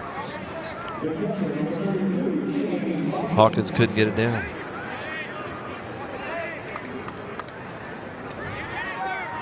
Second time we've seen Green sail a throw on a cutoff play earlier with the catcher Marshall trying to score from first and doing so in the fourth inning. A lower throw might have made things more interesting at the plate, but he sailed it over the catcher Wilkie. So Marshall stands in with that man on first, Rogers. You try to get Marshall out here. Both times he's been on with a walk and hit by pitch. Make him leave there running. As Rogers, who had reached on a fielder's choice ahead of the hit by pitch of Marshall back in that fourth inning. And both Rogers and Marshall scored on the RBI hit by Cam Shepard.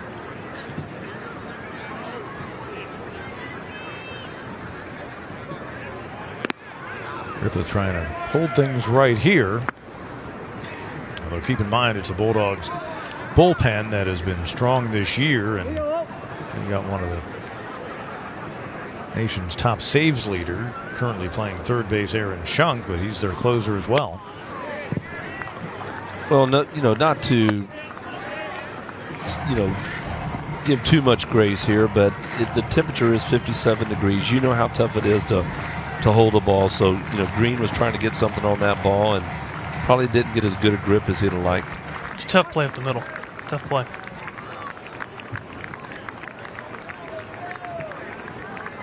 One-two pitch. No, instead the throw over to first.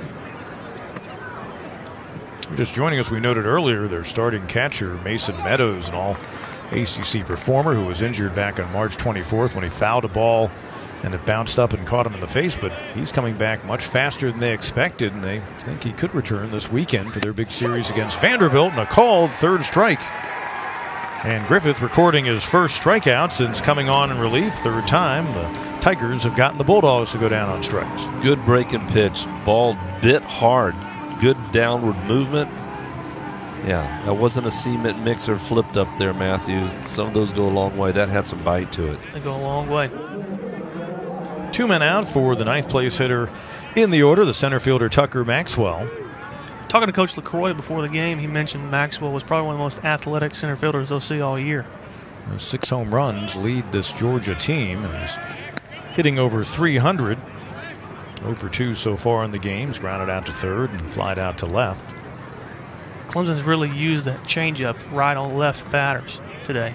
In 0 counts, 1-0, 1-1 counts. It's been very effective so far.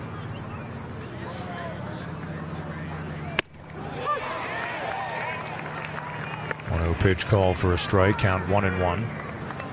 It's interesting. I've got a pitcher who pitched in the 70s, 80s, 90s to my immediate right, and then to my far right, a fellow who's pitched here in this century. And spin rate is a topic I want to delve into as we continue on here, because, Matthew, you come from the era where spin rate's a common term. Jose, I don't think spin rate was ever used. Well, I didn't need a machine to tell me what my spin rate was. The batters would tell me what my spin rate was, but how far the ball went or whether it stayed in the ballpark. Runner going, grounded to second. Green on to first, and that'll do it for the Bulldogs here in the top half of the 6th inning. The error is left stranded. Georgia's up 4-1 here at Doug Kingsmore Stadium. Tim Elliott of Georgia back out there for a 6th inning of work. So far, pretty good through 5, touched up only by the Davis Sharp home run. Brooks Crawford, not the kind of outing, obviously. A little bit of a struggle, yeah. He didn't have his stuff tonight. Got behind a little bit with a few miscues defensively that might have, had a little different complexion of the game.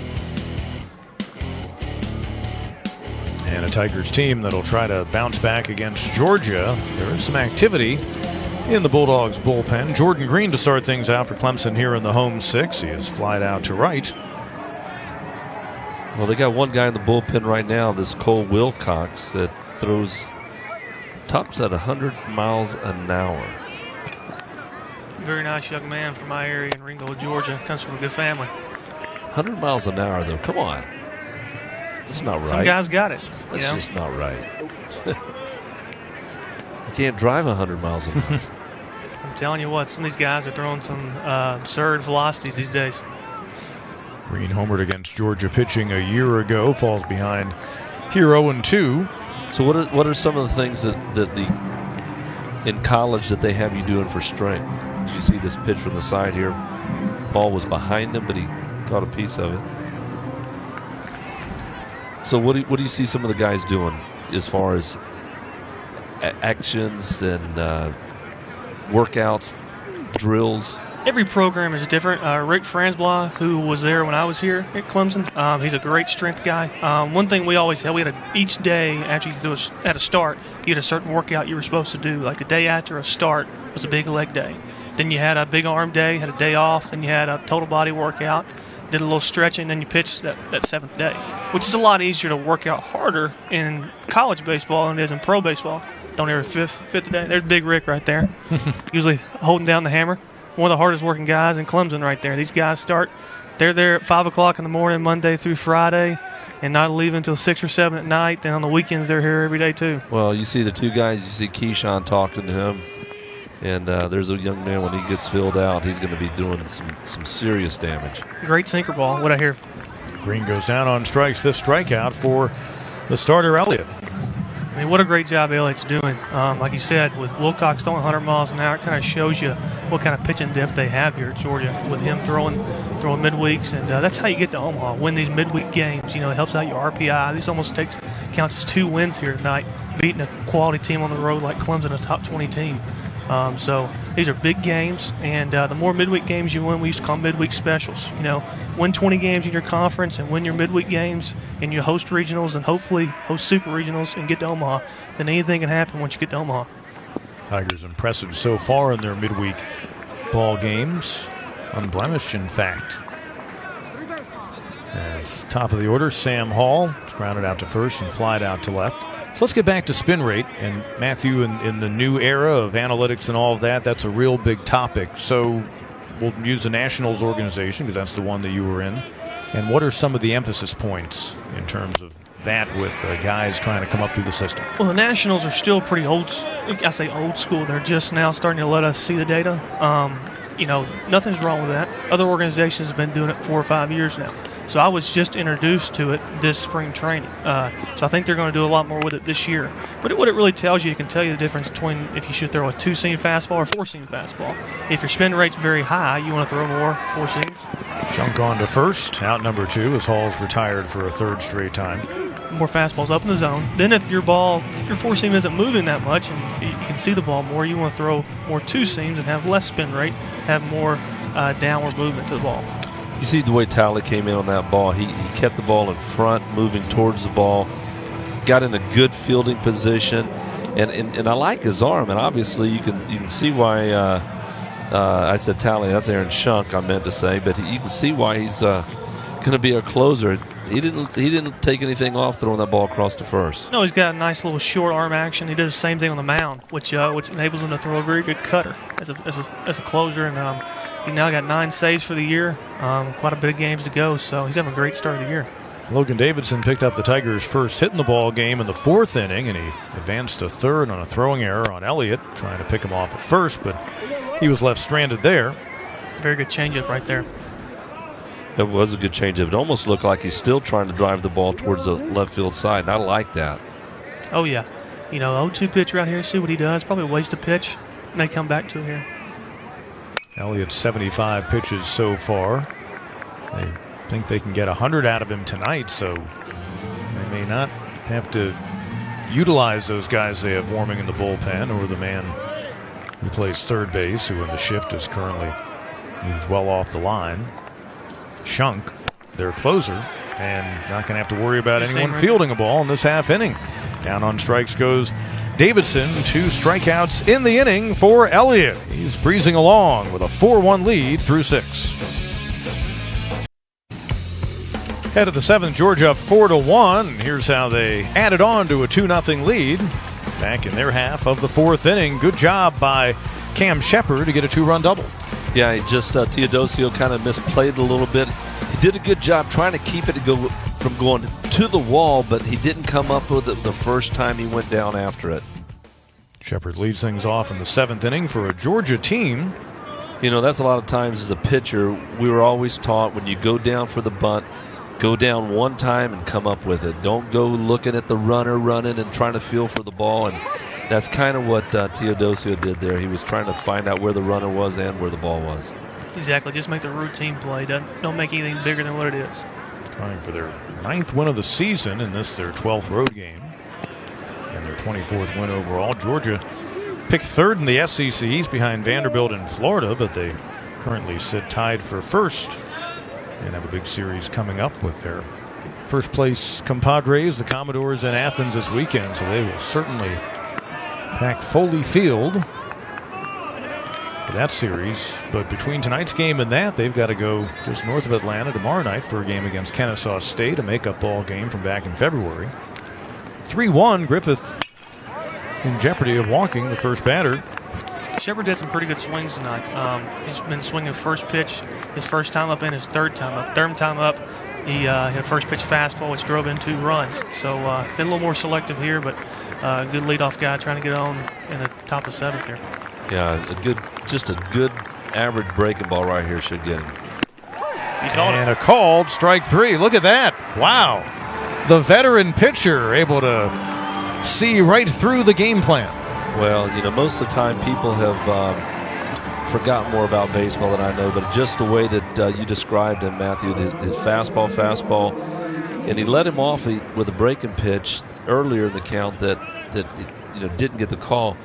I tell you, what I like about Owen Griffith right now, and I think that this guy with a little better command could work himself into a weekend starter next year.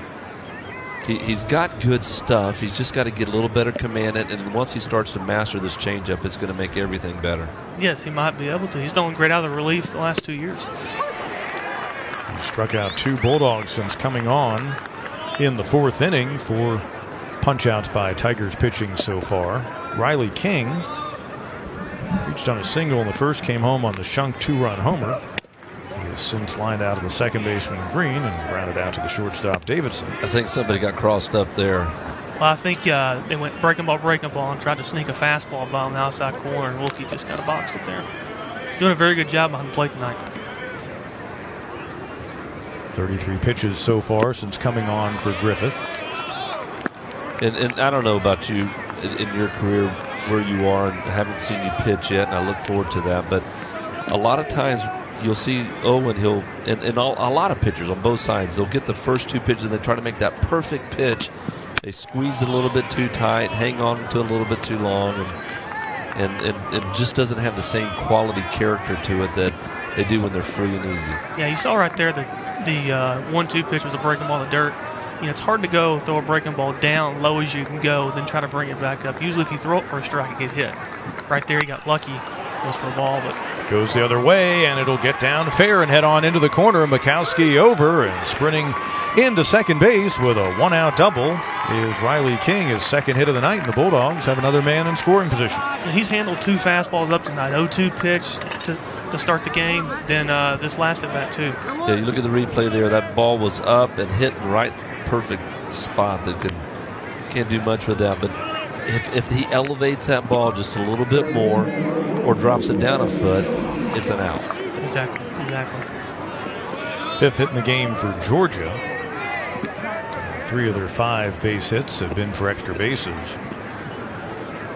Visit to the mound. I think this is good right here, Pete, because here's the situation. It's only a 3-run game, and that's not out of reach. So you've got to make sure that everybody's on the same page right here, where they're going to play, how they're going to pitch him. Because this, you're in the 7th inning. This is where it gets to where you've got to shut them down, give your offense a chance to come in there and make some damage. And you see, returning to the Tigers dugout, the 3rd place hitter in the lineup, Shunk, who hit his 5th home run of the season in the 1st inning and has since singled and grounded out to second. Good time to have a mound visit here. Have 3-4 coming up, 3-4-5 here. Trying to go over the game plan again. Sometimes relievers don't go through the game plan for games, so it's good to know what we want to throw, what you're comfortable with here. What the game plan says before the game may not be what he's feeling out there on the mound right now. And you've got an open base, and you've got left-handers that could come in. You've got a left-hander on deck, but the double play could be put in order if you make this guy fish for your pitch. You don't want to just lay it in there. Exactly. So Andrew C., the Tigers pitching coach, here with Monty Lee a few seasons back. Good swing and a miss. Good breaking pitch here on the outside part of the plate. Look to him to stay with that here. Being a reliever, the guy on scoring position, probably his best out pitch here, breaking ball. Look to pitch off his breaking ball, maybe show a fastball later on. Griffith ahead. 0-2. Wilkie able to corral that before King. Yeah, so what he's done now is he's expanded the zone. The first pitch was a good pitch on the outer part of the plate. Look where this pitch. Wilkie kept his head down, picks up the ball. Looked like King was off to the races right here, and then realized it didn't get as far away from Wilkie as it looked like it was going to. Stop right there. Skied on the infield. Bird and Davidson. It'll be Davidson, the shortstop, for out number 2. When you say got away with one right there, 0-2. Yeah, no question. Yeah, if we take a look at this, I believe. Until Griffith has no idea where the ball is. Yeah. Good thing for him. Well, it's at that high sky. This is what's called a high sky right now. And it's when the infielders need to turn out to their outfielders and say, hey, I'll help you out. Sometimes just by pointing. And the pitcher's job is the quarterback on the infield. So if you can't see it, get out of the way and let someone direct traffic. L.J. Talley began the night hitting .370, 9th in the SEC, but he took the collar in 5 at-bats against the Tigers a year ago, and Clemson's hoping to keep that in check as he is lined out to first, reached on a fielder's choice, and flied out to left so far tonight. No need to give in to Talley here. He got the 5-hole coming up. He's already over 3 for the night. Maybe even look for a lefty to come out of the bullpen here after this. But don't let him beat you. Make him swing at your pitches here. Well, you'd mentioned that Griffith got away with one, and he expanded the zone on the 0-1 pitch. 0-2, you think he'd go way outside the zone, and he got it lefted up, and Shunk just missed hitting that ball a long way. Just missed it. Tigers do have a lefty, Sam Weatherly, up in the bullpen, and as you noted, Matthew, on deck is a lefty batting John Cable. But Griffith going righty-lefty right here with a man in scoring position, 2 outs. I like Talley's stance. Low hands, looking very comfortable up there, not trying to do too much. The veteran hitter has got better each year. Cable, who transferred into Georgia from the University of New Orleans, where he was one of the better hitters in the Southland Conference, in fact, the first team all-conference selection out there a year ago.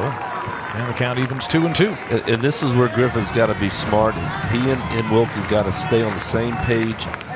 Even though you got 2 strikes, you want to put them away, you still have to make your pitch. Expand the zone right now. Very good pitch right there. It was full, couldn't get him to go down and get it. He was a first-teamer in the preseason, then proceeded to get injured. He had a hamstring injury pretty much all throughout 2018, so Georgia took a graduate transfer for this lone season with really a season off. I'd like a fastball in on his hand off the plate. And the reason I say that is he's throwing a breaking ball. He's changed his eyes a little bit. If you walk him or hit him, so what? So what? You hit him, you hit him. But now you've got, a force at any base, and I believe they're going to go to the left-hander.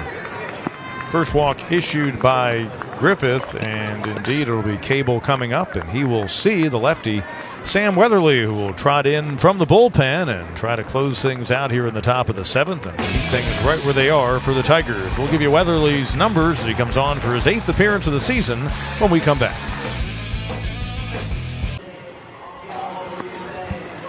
Sam Weatherly, the sophomore from Michigan, 3rd Tigers pitcher on the night, comes on in release of Bo Griffith.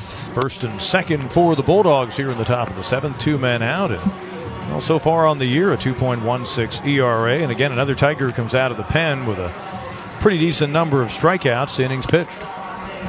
Well, Griffith did a good job right there. He did not give in.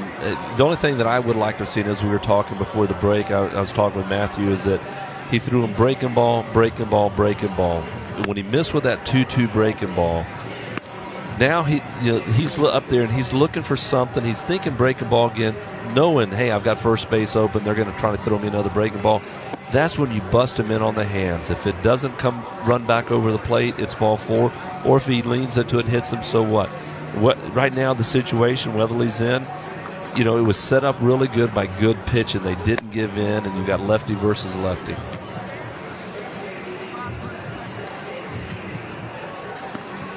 being a left-hander, you're going to like this. I'd like to see what your thoughts on as you watch Sam out there.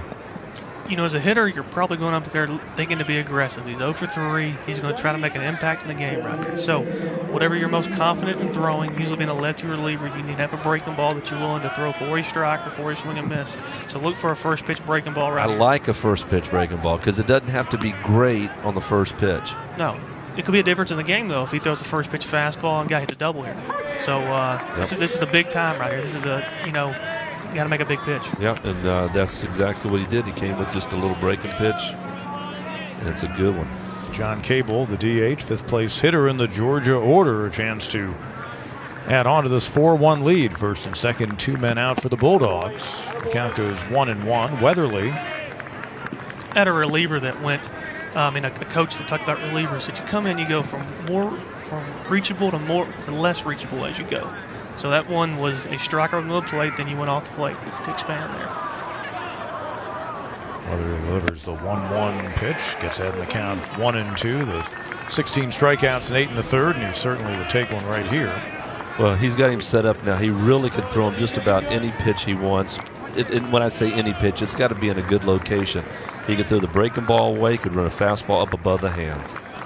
Weatherly pitched a third of an inning against the Dogs last year. Well, he comes in and gets the final out here in the 7th as Georgia leaves him stranded on first and second. Good job by the lefty reliever to get the graduate student the DH Cable. 7th inning stretch time here at Doug Kingsmore Stadium. 4-1 Georgia. Throwing out today's first Facing pitch the is Georgia Austin Bulldogs and a Bryant. Georgia native from down near Thomasville. Got to throw out tonight's first pitch. Tiger fans will recognize big Austin Bryant. Getting ready for the NFL draft, coming off with some shoulder issues, but looking just fine as he walked out to the mound. Then it came time to deliver the first pitch. He looks really good right now, Matthew. I'm thinking this guy's going to be able to cheese one up there. And, man, this is reminiscent of 50 Cent. Now, keep in mind, we had Christian Wilkins, another of those fine Clemson defensive linemen, moving on to the NFL, threw out the first pitch a couple of weeks ago. But he had Dexter Lawrence's friend catching. In this case, Austin Bryant with a second baseman, Jordan Green, behind the plate. Maybe Green didn't frame things the way Bryant needed to. People forget that DJ Reeder played baseball with us. He was in my class in 2012. Other former defensive lineman who could really bring it as a pitcher, and everyone was excited about his potential as Kyle Wilkie leads things off here in inning number 7 for the Tigers, getting late as Clemson trails by 3. Wilkie 0 for 2 in the night and has had an interesting run going since the opening weekend against South Alabama. He's never gone more than 2 games without getting a base hit. Well, you got the Go Kyle Go signs up there, and he needs to get something started.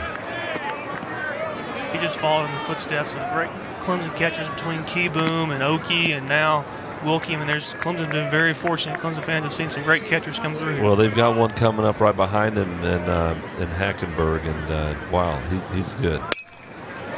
And the count stays 1-2. Speaking of former Clemson catchers, in your days in the Nationals organization, Matthew, did you come across Matthew Lecroy, a great former Tiger catcher and DH from the late 90s? He was my manager in Dublin. Yeah. What a great guy. What a humble, great human being. You know, you can't find a softer soul than him. He was a great man. Had 24 home runs for the Tigers one season in the late 90s and was part of the USA Olympic team in 1996, along with his then teammates Chris Benson and Billy Koch.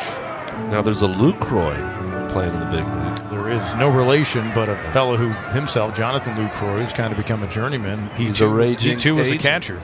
And a raging Cajun. And wow, how do you like that? Your alma mater. And interesting, and Matthew Lecroy probably looks back on this, but with a certain memory. But when Frank Robinson recently passed away, of course, it was recalled that one of the most emotional moments in Frank Robinson's managerial career was the time that he had to go and lift Matthew Lecroy in the middle of a game because he just couldn't get the throws back to the pitcher, and he was having all kinds of issues behind the plate that day. But Matthew Lecroy has been in that national system for a while, and I trust he's still there. Double-A manager, and he's been up as the big league bullpen coach for another year or 2 there, and got his full pension time in, and just a great family man. Yeah, good man, and grew up in the shadow of Clemson over in Belton, was a standout at Belton Honeypath High School. Count full on the leadoff batter here for the Tigers in the home 7th, Kyle Wilkie, against Georgia junior right-hander Tim Elliott, who's making his 6th start of the season, and another strong midweek effort for the righty, and he gets his 7th strikeout. It's the 2nd time in the ball game he's taken Wilkie down on strikes. Yeah, just when you think there's a little bit of a chink in the armor, he comes up and makes a big pitch, a good breaking pitch over here. 2 strike, tough pitch to lay off of, and a lot of swing and miss stuff he's got. You know everything's flowing there when you're 3-2 count, 7th inning. You know they've got about 1 inning left, pitch count wise. You throw a 3-2 curveball to the 3-hole batter. I mean, what a pitch. Grayson Bird, one of those strikeout victims. He's also flied out to center. Another changeup there. Yeah, and with that big gap, he's got 2 gaps here to hit. He could hit anywhere, between 10 and 15 feet off the line to up the middle left side of the second base bag. And, that's just where I believe you've got to focus. You've got to get some base runners. Left side, diving stab, up with it, Shunk on to first. Top shelf play. Good piece of hitting there by Grayson. Pete, he had a chance. I mean, a diving catch by the third baseman that really, one step left or right, and that ball's through. That's the power of the changeup there. He's seen quite a bit of changeups all day. His 3rd time through the order. He's kind of hesitant to swing at that fastball there. He's been seeing the ball so well. Seeing those changeups kind of make him a little hesitant. Hit off in the bat. Elliott's achieved a couple of milestones. This now his longest outing of his career for the junior, and that 7th strikeout of the game, a career high in that category for a pitcher that Scott Strickland, their head coach, says had shown a lot of promise the first 2 years, and then suddenly the light came on as a junior. And either you guys who both played college baseball before going on to the pros can probably speak to the fact that maybe there's that it moment in your college career when you feel like you've stepped through the threshold. Well, there's times when you all of a sudden feel like, hey, I belong here. I've got this stuff. You get a little bit of confidence, and it's like, what came first, chicken or the egg? Does success come first, or does confidence come first? Anytime you have confidence, you have more confidence when you pitch well. Have a big out coming in relief might catapult you into a good outing later in the year as a starter. Briar Hawkins, a 7-game hitting streak on the line as he steps up to the plate. He has twice flied out to center field. Clemson freshman first baseman has been holding down that job. Just outside of Atlanta, so another one of the many from the Peach State in this Clemson lineup. What's the, I just went blank, what's the big travel ball down in the Atlanta area? East Cobb. And I was fortunate enough to play there for Gary Baldwin and Kev Baldwin. Okay. All the way over in the Chattanooga area in Ringgold, but you drove all the way over to East Cobb. About an hour and 15 minutes. We had an old Durango. Me and my dad used to say it was on an autopilot. You get off at Way Green exit. You had to get there. So, you 75 hang a left and kind of cut across Cherokee County and that way. And yeah, you're about 50. Once you get off Way Green, you're about 15 minutes away. And it was before the Perfect Game place was built. It still is the premier place to play if you're in the state of Georgia. What a good pitch right there. 2-1 breaking ball. He can throw anything he wants to right here. Why a breaking ball on 2-1 in that situation? Well, it's a fastball count, and he's got great command of it, so why not throw it? And, and that's what great pitchers do. You find out what's working, and the old saying is you dance with who you came with. Little chopper in front of the plate. Elliott throw to first. And the side retired in order once again by the Georgia right-hander Elliott. He can get it up around 95 miles an hour. It was off-speed pitches that helped him end up closing out the 7th inning for the Tigers, still with a 4-1 advantage. Eighth inning here at Doug Kingsmore Stadium, along with Jose Alvarez and Matthew Crownover. Pete Hannity with you. Tigers and Georgia tonight. Louisville Cardinals in here for 3 big ACC Atlantic Division games this weekend. Back with you Friday night at 6 p.m. Then, of course, a Saturday afternoon ball game in the normal Saturday starting time. Actually a moved starting time of 5 p.m. to accommodate the spring game. And then a Sunday starting time that's also moved up to noon. So a little bit out of the ordinary for Saturday and Sunday for that Louisville series, 5 p.m. So you go watch the spring football game and then come on over to Doug Kingsmore. And if they get 60,000 at the football game at Death Valley, we'll figure out a way to get everyone in here who's at the football game. And then Sunday, a noon game instead of the normal 1 p.m. start. Well, it's going to be good. Clemson's tied with Louisville in second place for the ACC Atlantic Division with a 9-3 record, and it's going to be really a good weekend series. Connor Tate looks at strike 2 delivered from Sam Weathers, who came on and recorded a strikeout to the only batter he faced, John Cable, back in the 7th inning. 2 good fastballs right there. Well, he is free and easy. I mean, he's got great mechanics. You know, even though he kind of falls off a little bit to the third base side, he's really going north and south. Tate, the right fielder in the ball game, has struck out, reached on an error and grounded out. He's got a twin brother on the team, an infielder, Cole Tate, who we could see in the 9th inning if they use Shunk in what would be a save situation. Put Cole Tate at third. And an interesting recruiting effort for the Tate twins by Scott Strickland, and of course the state of Georgia. I don't need to tell you, Matthew, or for that matter, Jose, you spent a lot of time there and know of all the talent, but Scott Strickland, the head coach, his son is best buddies with the Tate's younger brother. So Scott Strickland got to know the Tate twins at an age even before high school, and as a result, it helped the pathway for the 6-year head coach of Georgia, who's done a nice job turning this program around. And you'd look up a few years ago at the Georgia Bulldogs and see them several games under 500 and wonder how and why, but he's done a fine job. The 39-win breakout season last year, and this year they're on their way to that total and then some. And a second straight strikeout recorded by Sam Weathers. Second time in the ball game that Tate goes down. Well, his arm is fresh. It's got a live fastball here. Ball moves away. Difficult pitch to hit. Very impressed with his fastball so far. Weathers, the left-hander from Howell, Michigan, so the mid to low 50s feeling right now is a summer day for him. Weatherly, rather, the Tigers left-hander, the sophomore. Well, difference right there, about 15 miles an hour between his fastball and that off-speed pitch there. Little breaker, just late break, loving it. Start right at the front hip. Guy gives up on it. Throw it right down the middle, strike 1. Janie Rogers, first baseman, has reached base all 3 times up, but has yet to get a hit. 4-5-1 for the Bulldogs. 1-2-2 for the Tigers so far in the ball game. Now, notice that the last 2 pitches, what has he done? Starting to expand. Mm-hmm. So he has a chance now. Go ahead, let the hitter tell you how far he'll lay off. Weatherly's 0-2 pitch, swing and a miss. 3 batters faced, all 3 strikeouts, and the Tigers pitching staff tonight has now struck out 6 Bulldogs. Very good sequencing right there. Well, he didn't even say, I'm not going to expand, I'm going to finish you off right here, and he throws a 92-mile-an-hour fastball. As the Dennis Eccles would say, there's some good cheese. A little bit of queso.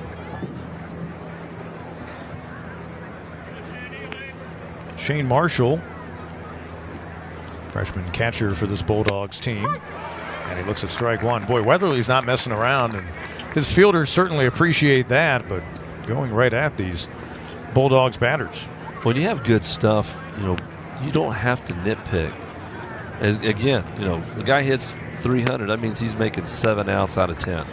And with the defensive team and strategically lined up, challenge the guys. And challenging doesn't mean you throw belt-high fastballs. Challenge them down in this area.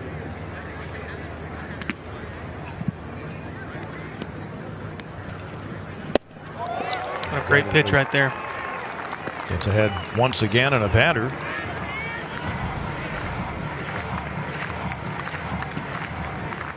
Marshall began the night hitting .267. Again, he's become their starter in recent games due to an injury to Mason Meadows, who they hope to have back perhaps as early as this weekend in their big series against Vanderbilt.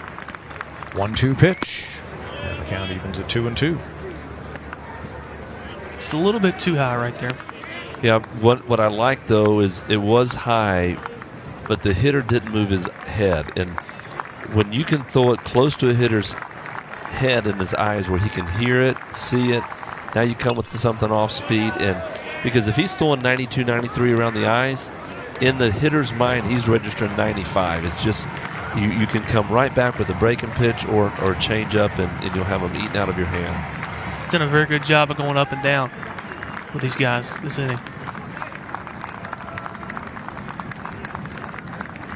2-2 pitch coming to Marshall. Swing and a miss. 4 batters faced by Sam Weatherly. All 4 have struck out swinging.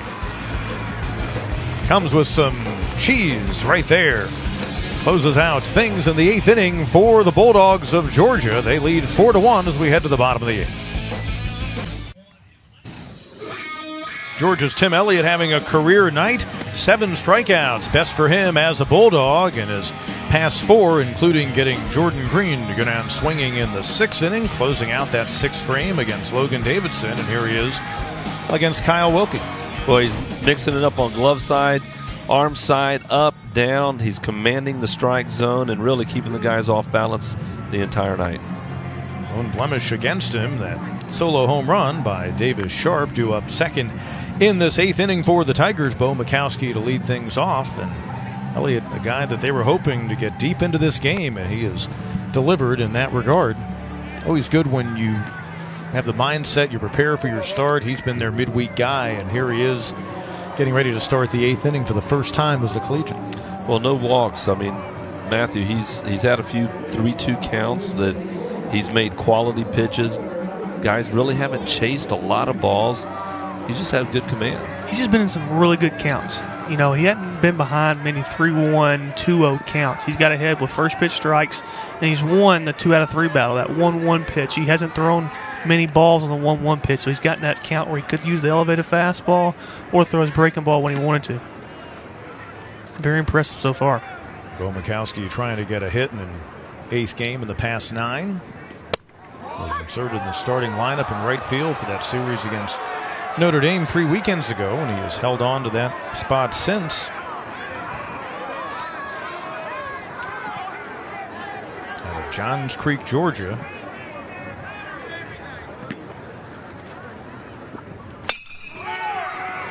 And it stays fair, says our first base umpire, and taking to the bag is Rogers for out number 1. Good play by Rogers. Arnold right there. on that.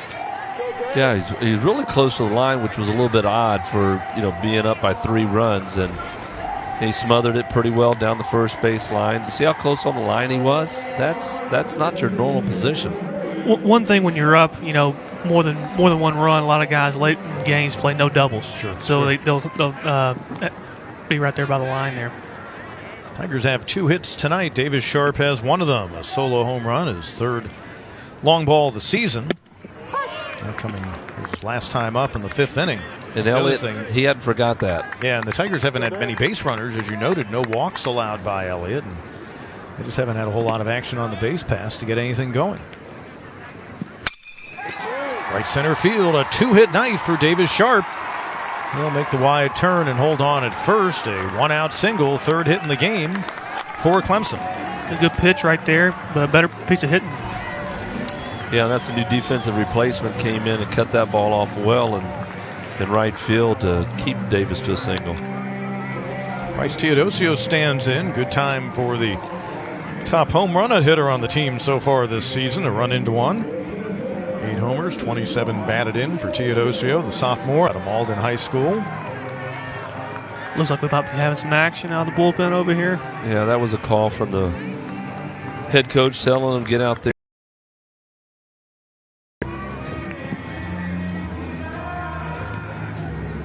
He's at what now? He's got 96 pitches, so yeah, that's going to be it. Here comes Scott Strickland. And he will motion to the bullpen, so we'll have a pitching change here in the Tigers' 8th inning. 1 out and a man on for Clemson. Down by 3 runs, but the way Elliott's been pitching, it almost feels like it's twice as much of a deficit. Tigers hope to do some work against this bullpen as Justin Glover comes on. Well, it's interesting, Pete. He's got a righty and a lefty in the bullpen. He's bringing the left-hander to face Teodosio. So he's going against traditional, but maybe the analytics says something a little bit different. We'll find out. Justin Glover, the junior out of Buford, Georgia, about to come on for a 13th time this season. That's the most on their staff, a 2.31 ERA. And on the year, in 11 2/3, 10 strikeouts. So Matthew, not necessarily the kind of guy that's going to come in there and add to the strikeout parade for the Georgia staff tonight, but a left-hander who has the opportunity here to close the door and not let this get any more out of hand with a runner on first for Clemson with one away here in the 8th. Jose made a good point there. Why would you bring in a lefty to face 3 righties coming up? Probably he's a more experienced guy, being a junior, somebody you would feel comfortable with runners on base in a big environment. You might want to leave that 9th inning to your closer or to a freshman with a clean inning. But it seems like he's led the team in appearances, and big spot right here for them. So Glover coming on in relief of the starter, Elliott, who's trying to improve to 4-1 in the season. Elliott a career high in strikeouts and also a career best in innings pitched. He leaves having gone 7 1/3, allowing 1 run and 3 hits. Man at first is his responsibility. Randall Jernigan's the new left fielder, and the guy who started in left, Riley King, has moved over to right field with Connor Tate now out of the lineup. King had been playing right field primarily until they made a lineup change just a few games ago. So Teodosio standing in on the night. Tigers center fielder is flied out to right and flied out to left. Wind has died down as it tends to once the sun goes down here at Doug Kingsmore Stadium. Teodosio facing Georgia pitching tonight for the first time. He did not play against the Bulldogs in either of the 2 meetings a season ago. Sharp at first, probably not a threat to go, in part because the Tigers are down by 3 runs, but obviously a fellow who was valued as the Friday starting pitcher. They try not to be too aggressive with him on the base pass. See what Bryce does right here with a 2-0 count after 2 breaking balls. Did you get to hit much? In high school, not in college. Not in college. How about pro ball? I did in Double-A. I have 1 career hit. Look at you. Got an RBI to go ahead, and the next inning I get up a home run to hit off the foul pole to tie it back up. So wow, that was very demoralizing after that one. Well, this would be a good time for Teodosio to square one up. And gets away from the catcher Marshall. Down to second goes Sharp. So the Tigers now with a man in scoring position and a 3-1 count on Bryce Teodosio with the 9th place hitter Jordan Green waiting on deck. And he, of course, swings from the right side. So we shall see how Scott Strickland of the Bulldogs elect to play it. So you never got to hit at Clemson, but how often did you ask if you could hit while you were at Clemson, Matthew? Well, I knew my place. I was happy enough just to get to pitch here. So you stayed in your lane, bro. I stayed in my lane. There's enough to worry about pitching on Friday nights in the ACC, so I just worried about that.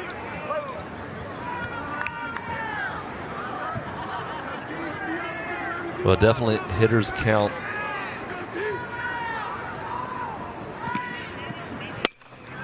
And the count goes full. Teodosio coming into the ball game 7 out of 26 in midweek games. That's just an example of someone wanting to do something in a hitter's count there, wanted a little bit too much, taking advantage of the batter's aggressiveness, throwing a 3-1 changeup there, having an open base. See what he comes back with here. Well, he's got the big shift on. Nobody at second base. Big gap, you can see.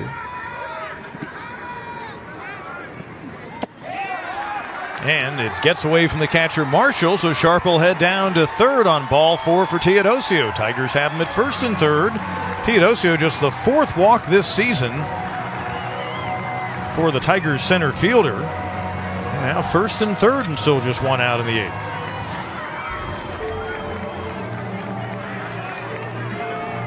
That just did not stay down. And good base running. Read it correctly. See what happens here. Lefty came in throwing a lot of breaking balls. We'll see if he comes with first pitch fastball, see if Green's ready for it, so he can put one in the gap here. Well, this is what's still surprising me. He's got a right-hander in the bullpen, and he's letting him face 2 left-hander facing 2 right-handers. And Jordan Green, he's got to handle the bat here. He's got nobody at second base. Hit the ball on the ground towards second. Big opportunity for Green, who homered for his only hit against the Bulldogs in the 2 games a year ago. So far tonight, he has flied out to right. You got a struck out back in the 6th. You see the shift for the Tigers right-handed hitting second baseman. Well, we showed him where to hit it. It's easy from up here. First walk issued in the game, by the way, with Teodosio reaching first for the Georgia pitching staff. As Elliott, their starter, was really stellar with his command tonight. Top of the bats are missing now. What happened there? Every manufacturer does it different. I haven't seen the new models of these, but they're all different, I tell you. I'm going to go very inside. Jose may get it, but Billy Hatcher sent a bunch of bats this way. And Teodosio chased back to first. The former Major League outfielder who was known to, and again, it was a pitcher in Houston who once got caught with the bat, but he was borrowing Billy Hatcher's bat. Yeah. He was known to carve out the top and then replace it. They would put a Super Bowls in it.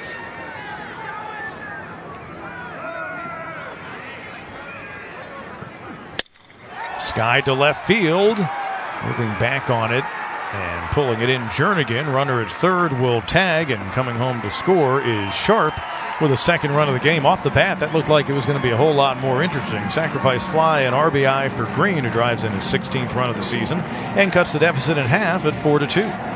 Again, the power of the changeup, just to mess up Tammy just a little bit. Guy just missed it.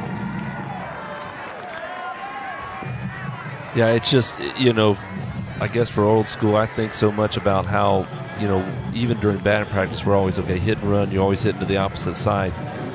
I mean, you can almost thumb something towards second base. It could be a 15 or 20 hopper in that situation. They're giving it to you.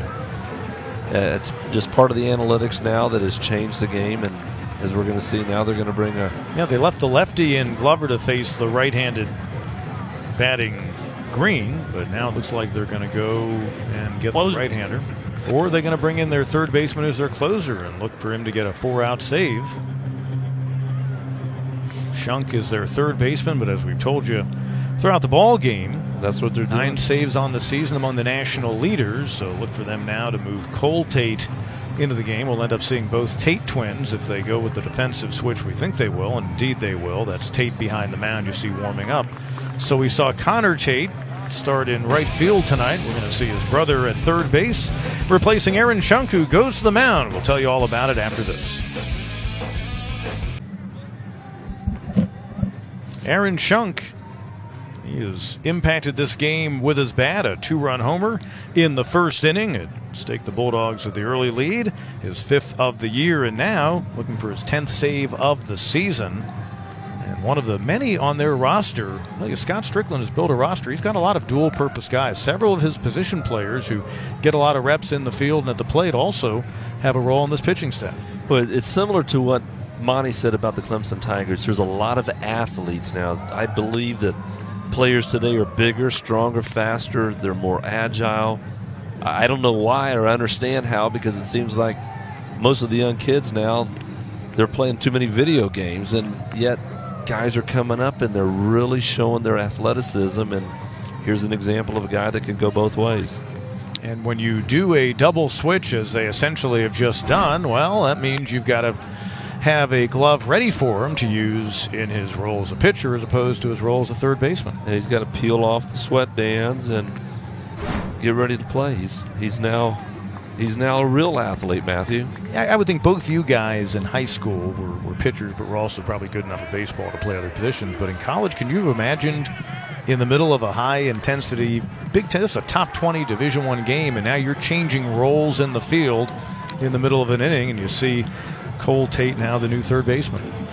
Yeah, I mean, the only guy that I can remember doing it that became a major league star was Tim Hudson as a center fielder and as a at Auburn. At Auburn, yeah. Brennan McKay from Louisville a couple years ago. He was ACC Pitcher of the Year his sophomore year and was their three-hole batter. Sam Hall, big opportunity for the Tigers left fielder, 0 for 3 on the night. He's grounded to first, flied to left, and grounded to third. Came into the ball game, second on the team with a .306 average. He's driven home 17 this year. Got a man on first with good speed, Teodosio. 2 outs here in the Tigers' 8th, a 4-2 game. Tigers found themselves behind 4-0. Coach Lee Croy. 4 innings. Sorry about that. Coach Lee Croy's scouting report before the game, talked about having a little cut on his fastball from a short arm action playing third base. So look for the ball to cut away a little bit around 90 miles an hour, see if Hall can go the other way and get another run, and maybe the guy at first get the third. All the Tigers sophomores seeing his first action against Georgia pitching tonight, and he falls behind in the count 0-2 to... Yeah, a difference of 10 miles an hour than that pitch. That had a little bit of a cut to it, so that might have been a little slider, a little breaking pitch. Shunk stands 6'2", 205. Junior out of Atlanta. He's not a chunky kind of a guy. No. He's a chunky kind of a guy. Oh, that's where you were going with that. I was going there deep. You didn't bite though. You're too. I was being too rudimentary. You're the crafty veteran there. In my assessment. Couldn't even get Matthew to bite on it. Yeah. Well, this is where you got to fight. I mean, this is where Hall has to do a good job of just fighting. 0-2 pitch, high and tight, 1-2 on Hall with Davidson waiting on deck. So suffice it to say, pretty big moment in the game right now for this Clemson team, looking to get what will be a huge win at home against the ball club, ranked number 7 in USA Today. The Tigers coming in number 19. Well, as you see the guy on deck, I mean, if you can get him to the plate, it sets it up for a real good matchup. Junk's 1-2 pitch into right field. And coming on is King, who moved over there this half inning. He puts it away, and the side is retired. Tigers do get a run. They cut the Georgia lead to 4-2 as we head to the ninth.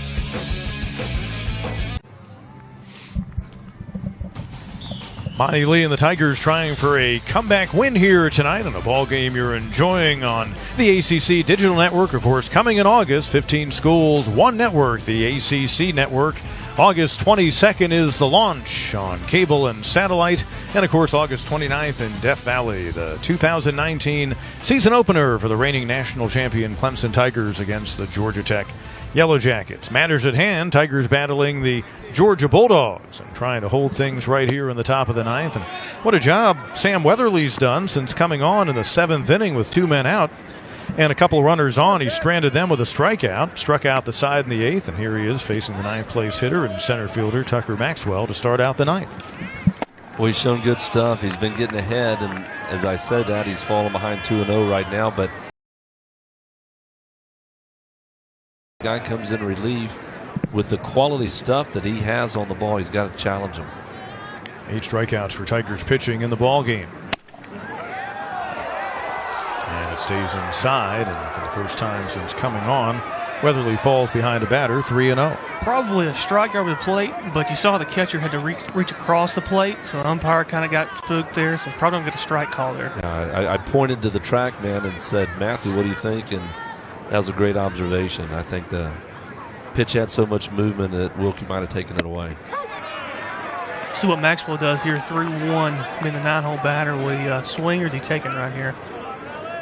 Hitting 301 for the year. And their top power threat from the left side, 6 homers on the season, a .613 slugging percentage when the game began. Weatherly comes back to get a full count. Good hard fastball right there. 3-2, probably going to go fastball here. Don't want to put the 9-hole on, leave the 9th off. Well, if I've got command of my breaking ball, that's what he's going to see. And only because I felt like at that point in time he's shown him several fastballs. If he'd have thrown that breaking ball middle of the plate away, he probably would have fished. First walk issued by Weatherly, and the Tigers pitching staff has issued 4 free passes tonight. On top of the order, well, Shepard. Matthew, as a pitcher, we know, and it's in his mind right now. Weatherly's thinking, hey, my team just scored a run. We've cut the lead in half. If we can just get one guy on base in the 9th, the next guy can pop it up. We're in a tie ball game. He might be pressing a little bit, trying a little bit too hard. Yeah, you hear in the dugout, need a shutdown inning, Well, sometimes that kind of gets your psyche. I mean, he's been throwing the ball great, 4 strikeouts. Goes out there and gets behind 2-0, 3-0. then he comes back, makes a 3-2 pitch that was pretty close, but sometimes that happens to you when you get too worried about a pitch like that. Well, we just saw something you haven't seen a lot of this year, and that was a sacrifice bunt attempt. We can add some insurance in a 2-run game, and Shepard setting up for that again. And the count evens 1-1. The 11th walk issued this season for Weatherly, and that's a number he'll obviously want to see come down, as on the season he's worked about 15 innings. Let me ask you, Jose, where did you try to throw a ball here? Did you try to throw more breaking balls, fastballs? You knew the guy was going to bunt? To the second baseman, quick throw, Green, but back in diving is Maxwell. It was interesting. I mean, it just depended on the situation. I tried to throw it up and elevate the fastball. Here he tried the little, fake bunt, get him moving out of position. Jordan Green held his position very well and caught the little soft line drive. But interesting conversation I had with Smoltz. He told me that Greg Maddux threw changeups in sacrifice bunt situations because it got the guy reaching. He'd think fastball, he'd see it, and he'd kind of reach for it a little bit. Very interesting. Monty Lee calling on the bullpen. He's going to go with the right-hander to face Riley King with 1 out and 1 on here in the top half of the 9th inning for the Georgia Bulldogs on top 4-2. Give you the pitching change when we return. Tiger Junior righty Sheldon Reed on his 4th appearance of the season, native of Bradley, South Carolina. And situation here, trying to hold things at bay. He's had good control, 4 2/3 innings pitched, and has not allowed an earned run so far, with 6 strikeouts to show for his effort. And Reed, previous appearances coming against South Carolina, and then over the weekend in that Saturday game against Virginia Tech was his last time out, when he went an inning, did not allow a run, struck out 3 for all 3 of the outs in the frame, and allowed 2 hits. Well, he'd sort of like to keep going what he's got started right now for this 2019 season, and that is throw strikes, stay ahead, let your defense do some work, and punch out a guy every now and then. Keep taking advantage of the opportunities. This one outing right here might lead to a big outing later in the weekend. 4th pitcher used on the night by Monty Lee, and Reed will face Riley King. Hey, I want you to say that again 3 times. Yeah, really. My R's and my L's kind of intersected at the wrong moment there. King started the game in left field. Last inning they moved him over to right. He singled and scored on the home run by Shunk in the first. He's since lined out to second, grounded out to short, and double, where he was left stranded back in the 7th inning. Reed did a good job right there. Usually when you want to come in and take advantage of a younger pitcher, it's on the first pitch. And he caught him leaning just a little bit. Maxwell at first. There he goes, and there won't be a throw. Good pitch to run on there, breaking ball. One thing the Nationals did with us, they wanted us to be 1.35 or lower for our time to the plate. So that's something they always talk to us about. Wonder what his time was there. Maxwell now a perfect 13 out of 13 in stolen bases this year. Georgia 34 out of 38 as a team, and the Tigers on the season. Opponents now have swiped 15 of the 29 attempts. Yeah, keep an eye right here between Reed and Green. There might be a little play here at some point in time. Yeah. And he goes again, trying to get to third, and the throw will be late. A second stolen base on as many pitches for Tucker Maxwell. Jose didn't stop his feet there. Well, his feet kept moving, and stole third. Look, he never, as you pointed out, he never had him to stop, and that's an experience type of situation where you've got to understand that's a big run out there. Is why you see Monty bringing the infielders in. Infield in. Tigers trying to keep this a 2-run deficit. They turned a 4-0 game after 4 into 4-2 with that sacrifice fly by Green in the 8th. Well, a strikeout is critical right here, or anything in the infield, pop up in the infield, or a strikeout.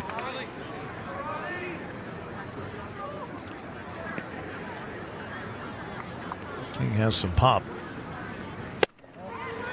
And he gets ahead in the count, 3-1. Watch for a breaking ball in the dirt here. Don't have to get too far away from Wilkie for the guy from third to score. He's already shown great speed, so he is going to be pretty aggressive. With his speed, you probably are assuming he's going to be breaking on contact.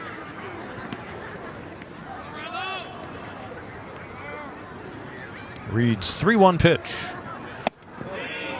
And off the outside corner, first and third for the very dangerous Aaron Shunk. And we have the novelty of having a guy trying to get a save now coming up and looking to add on to the lead. He's looking to protect. Well, TrackMan had that in the zone. I thought that was a good call, pitch selection-wise. Just a little bit more experience of coming in the situation, knowing the situation. If Reed could have held him at first base a little longer, maybe stepped off, played with him just a little bit. So it's going to turn to the bullpen, and Carson Spire's going to come on. Second pitching change in the inning. First and third for Georgia. Just one out here in the ninth.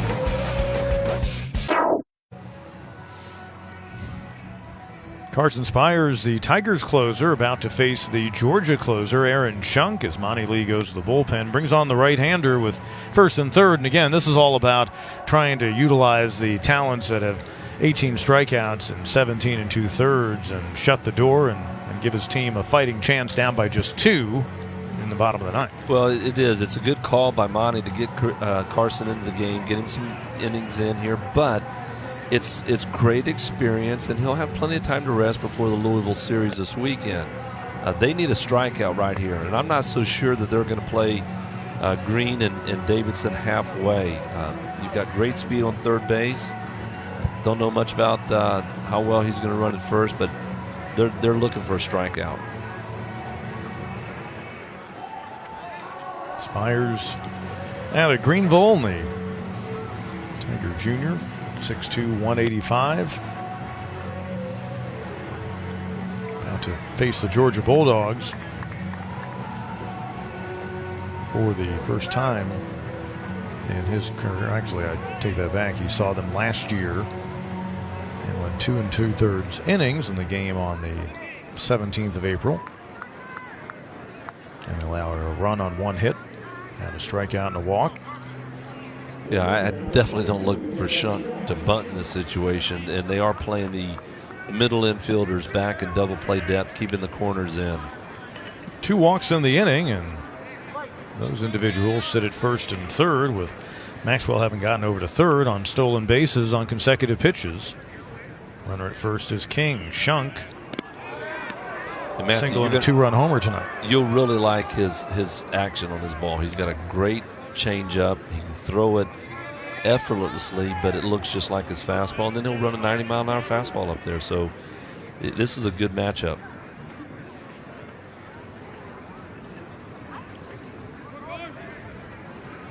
Spires chasing the runner back to first. See, I like that, and that's what I was saying that I felt like Reed could have done, especially when he caught him leaning the first time that he attempted to throw first. Yeah, I don't think King will go anywhere, though, because 3 whole batters up, hit a home run already, and you got a guy hitting 370 on deck. I think they're going to stay put, not run out of a big inning here. At least that's in baseball sense. That's usually what you do here. Wilkie doing a nice job to prevent that from getting by. And that first pitch was a changeup, and he's so confident with this pitch. He'll throw it at any time in the count. It doesn't matter if a man's on third or a run situation or a steal situation. A lot of confidence. Shown to be followed by their top hitter, Talley. So dangerous part of the order right here. A little chopper. Bird goes to second for 1. A little bit of a wide throw. It dragged Green off the bag. It allows the run to score. Not sure that they would have been able to double up Shunk, but never had a chance once Green had to reach out and get that throw. Yeah, I believe that he was breaking on contact. It had to be a good throw to second for them to turn it. Shunk was moving down the line pretty good. I'm not so sure that he didn't have a play at the plate. He may have, but when you're playing the middle back, you're probably going to try to turn 2 there. But made the pitch they needed to. No play ball, but just couldn't turn it. Third RBI in the game for Shunk, has 24 on the season. A 3-run lead once again for the Bulldogs at 5-2. And here's their cleanup hitter and a man in the top 10 in the SEC in hitting, L.J. Talley. Tigers have kept him in check tonight, 0 for 3. Was issued a walk his last time up in the 7th. So now, interestingly, Shunk, the man currently in the game as a pitcher, is the runner at first with 2 outs here in the 9th. Let's see, if Ron Smith were up in the booth, I would just be pointing out that that's a great athlete at first base. I mean, look at that pitcher. He can run, he can throw, he can hit.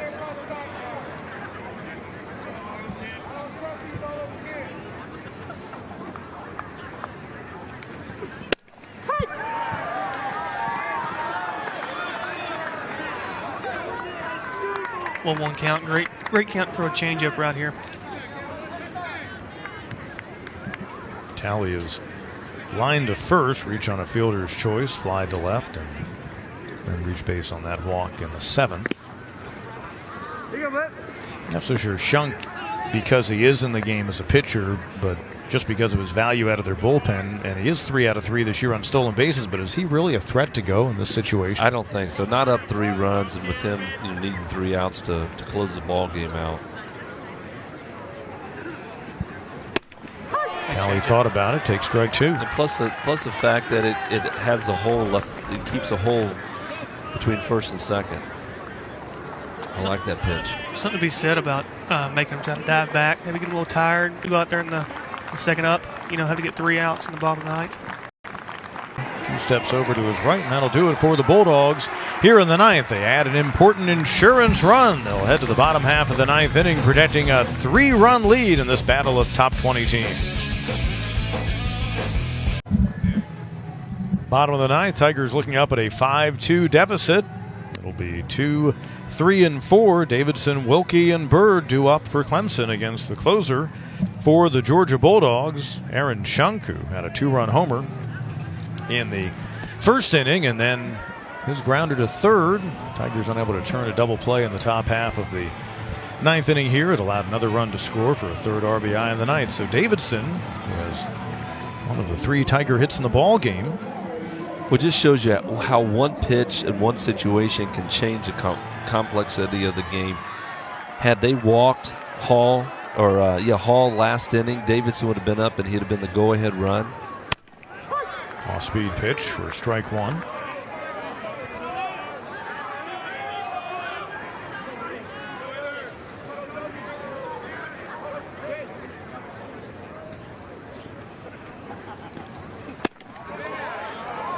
Shunk in the game had to handle a couple of ground balls.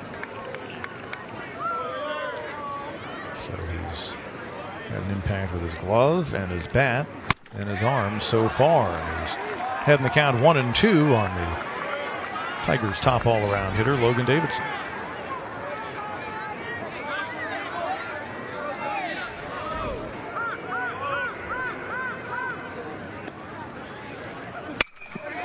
Ripped down the right side, and a fair ball. It hit the line.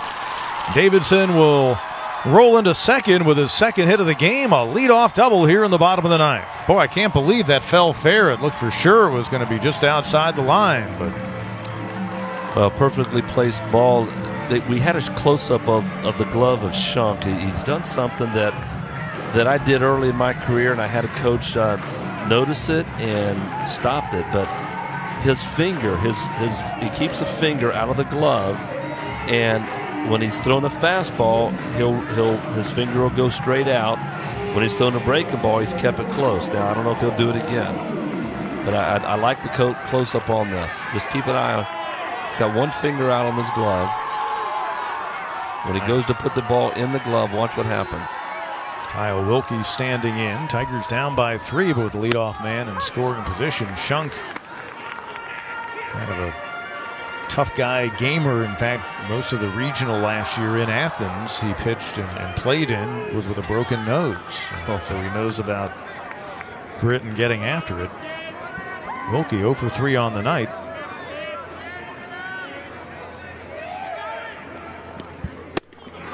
And he looks at strike 2.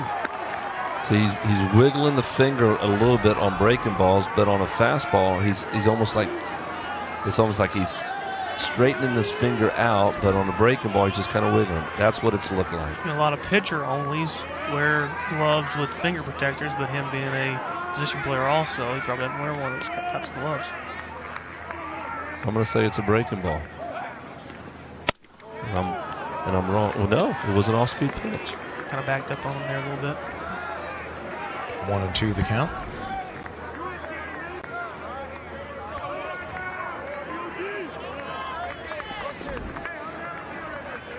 Wilkie on the season has driven in 14 runs, has yet to hit one out of the park this year.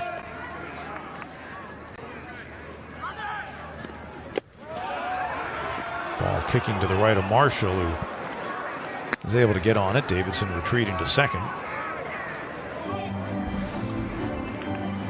Yeah, Logan here, he gets his lead. He knows there's no reason for me to take any chance at all. My run means nothing. The guy on deck is the one that they need to come up to the plate.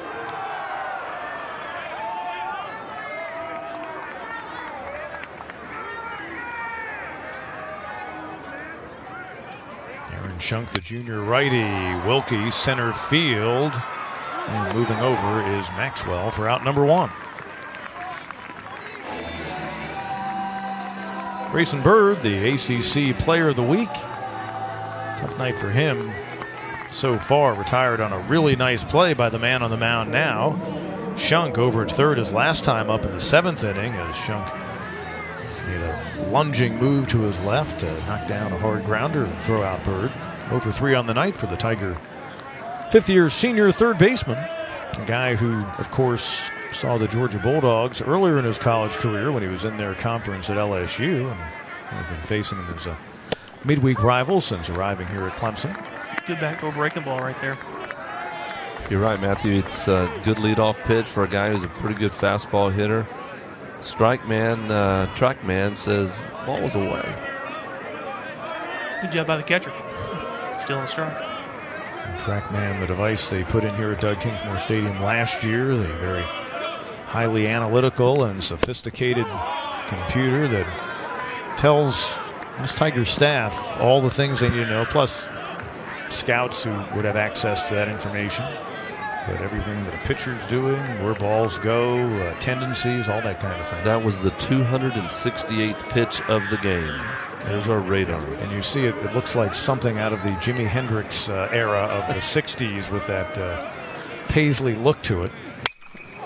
Bird down the left side, and it'll get out of play. Jernigan gave it a chase.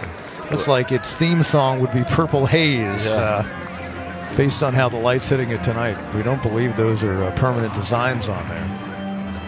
Although it appears to have an eyes, two eyes, a nose, and a bit of a smile. I think that's more by coincidence, unless Leroy Neiman or someone of the like stopped in and might have been decided hit by a couple to foul decorate balls. it. That too.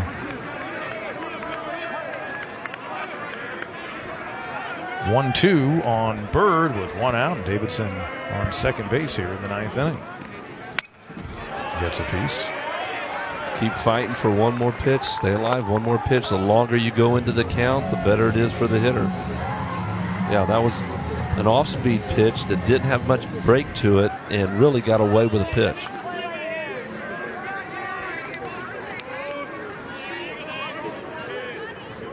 Bird coming off that 6-for-10 weekend against Virginia Tech. 9 hits in his previous 4 games before tonight's contest. So a good guy to have at the plate. He has been a hot hitter. Great battle right here between Bird. Yeah, he wanted that one. That was a good pitch to hit. Ball out over the plate. Now the third baseman in the shift has moved to the standard shortstop position. And you can play here now because it doesn't matter if Davidson's still his third or not. His run means nothing, like you alluded to earlier. And you might as well go ahead and take it. They're going to give it to you. Go ahead and take it. A rally hat tower in the Tigers dugout.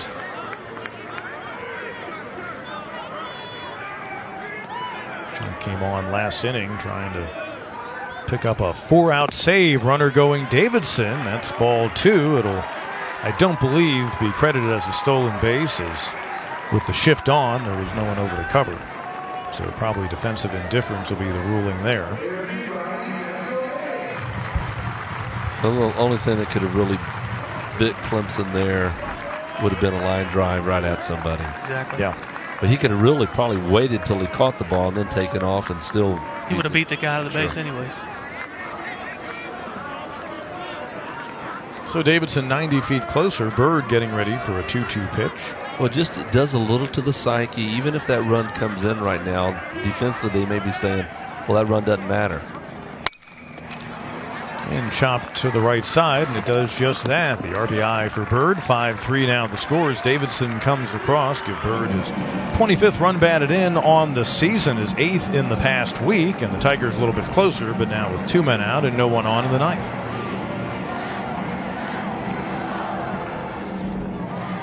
Well, they got to get the guy on deck up to the plate.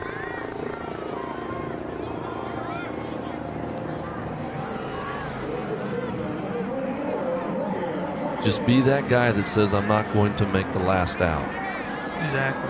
Briar Hawkins, the last hope for the Tigers, 0 for 3, riding a 7-game hitting streak coming into the game.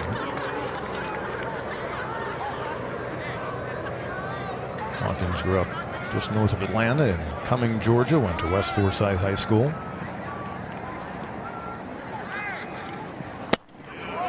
You know, in baseball, whenever you see a position player come into the mound to pitch, it's typically in a mop-up situation.